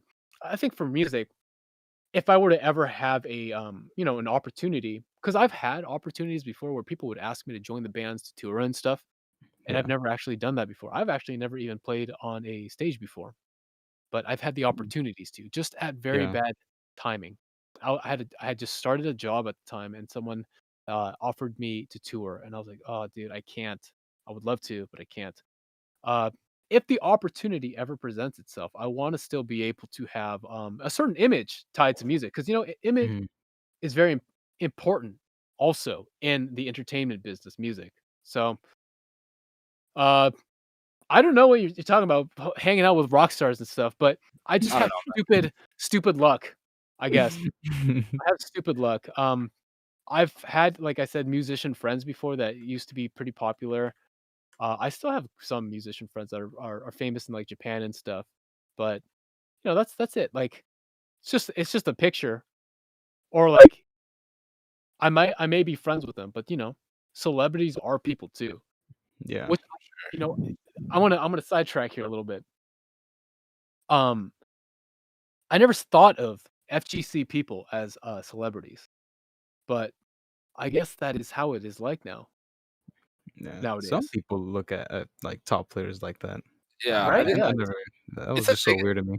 It's a thing like in the Smash community, or like just those like a lot of I mean, I probably a lot of the younger fighting games players coming up because they watch streams all day, right? And they see yeah, people at a tournament and shit like that, and it's like a whole new world kind of thing. It's fucked up. yeah. I mean, it's kind of like what Ian said earlier, right? You took a picture with Yeah. Daigo because he's an icon, he's a legend, and I've Yeah. seen like numerous times people get in line to take a picture Ah, with this guy, yeah. Yeah. and I'm like, I've never dude, done this guy's that. Yeah. Yeah. Like I do acknowledge, like players that I'm, a fan of and everything, but I never looked at them like they're anything more than a human, right? Like I still understand they still do the same shit that I do every Okay. day, you know? I got a funny exactly. story. So the last time I ever asked for a picture with a fighting game player, so we were checking into our hotel. I think it was like Evo like 16, and there Mm, was like this shitty ass little hotel off the strip that we were staying at. But Tokido was staying there too, and he's in front of us in the line to check in. And I was uh-huh. like, "Holy shit, it's Tokido! I want to get a picture with him." And I remember I was with DJ Masters. I was staying with him. Do you know DJ Masters? I've met him once or twice. That's about it. I've heard Yeah. about So I was staying with him just randomly at Evo, and I was like, "Oh shit, it's Tokido!" And I like hand DJ like my phone to take a picture, and he's like, "Come on, dude, you don't want to do this." And I was like, "What the fuck are you it. talking? Like, it's Taquito." And that's the only like one and last time I did that shit. Oh, probably did. But Probably hey, did. dude, you know what? I'm gonna lead to this though. I forget that people can see fighting game people, FGC people, top players as celebrities. I forget about that because back in the day, you knew everyone, you knew each other. It's so big now that Yeah. I think it's okay if you really idolize someone, because it's impressive to be very good at a game. You must have a smart mind. You must, have something that's admirable Yeah. about. So Yeah, I understand if people want to idolize, whoever, or take a picture with them. That's all cool with me. But I forgot about that. The FGC people could be like that. yeah. So You're going to Evo at like an age where it's like everyone was just another guy, or not another guy, but good kind players. of, like they're just humans. So Yeah, it's sort of like the same thing that I learned also I used to work in the fashion industry in Japan. So that's how I was able to meet a lot of these people, like music people, Mm. musicians. Um, I've met some of my idols, and it's amazing. It's cool, but you learn these people are just like you. So Yeah. it's I just think it's like, you should treat everyone as like a even playing field sort of thing. Yeah. Otherwise, if you put them on a pedestal, there's no chance that you're ever gonna be like cool with yeah. them. You're just Yeah. a fan. Which, if that is what you want, that's okay with me. That's cool too. Some people say like don't meet your idols, I think it is. Don't meet your heroes or some shit. Yeah. Don't meet your heroes. Yeah, that's it. Yeah. Yeah. Our last guest mentioned the story of what was uh the, the rapper's name, Kadar? Yeah, you remember He was Lupe from Fiasco? Chicago. Yeah, him. Yeah, yeah, Fiasco? yeah. Yeah. Yeah, basically, he was just our last guest was talking about how everyone was crowding around Lupe, and he was like, "Fuck that!" Like, Yeah, because he said he Oh, saw him right. with the Detroit hat, and he knew he wasn't from Detroit, so he called him out on it. And then he said afterwards they started, talking and everything, and they were like cool with each other. And, Oh, and really? and they added each other on Twitter, and they talked through Twitter. And it's one of those things where like he didn't treat him like he was some, Ex- special guy, and he ended up having a much better like friendship than or exactly. interaction with him. Yeah, you're on even playing level. Yeah, Like you're just a normal human being, just like he is. yeah, I forgot that Lupe Fiasco was at Evo, man. Right? It was Evo. yeah, and then Forgot about that whole he thing, dude. beat Daigo at the Foundry. He quote unquote beat him. Yeah. yeah, Daigo's trying to grow the scene. That's why Daigo's the best, the most humble guy who even throw matches, dude. He's yeah, godlike. No, for sure. I'm sure his publicists were like, listen, try to put on a fight, make it look sort of real, but yeah, you gotta lose. You can't win. This will He's grow like, the yeah, I game. can do You'll that. get bigger checks later, kind of thing.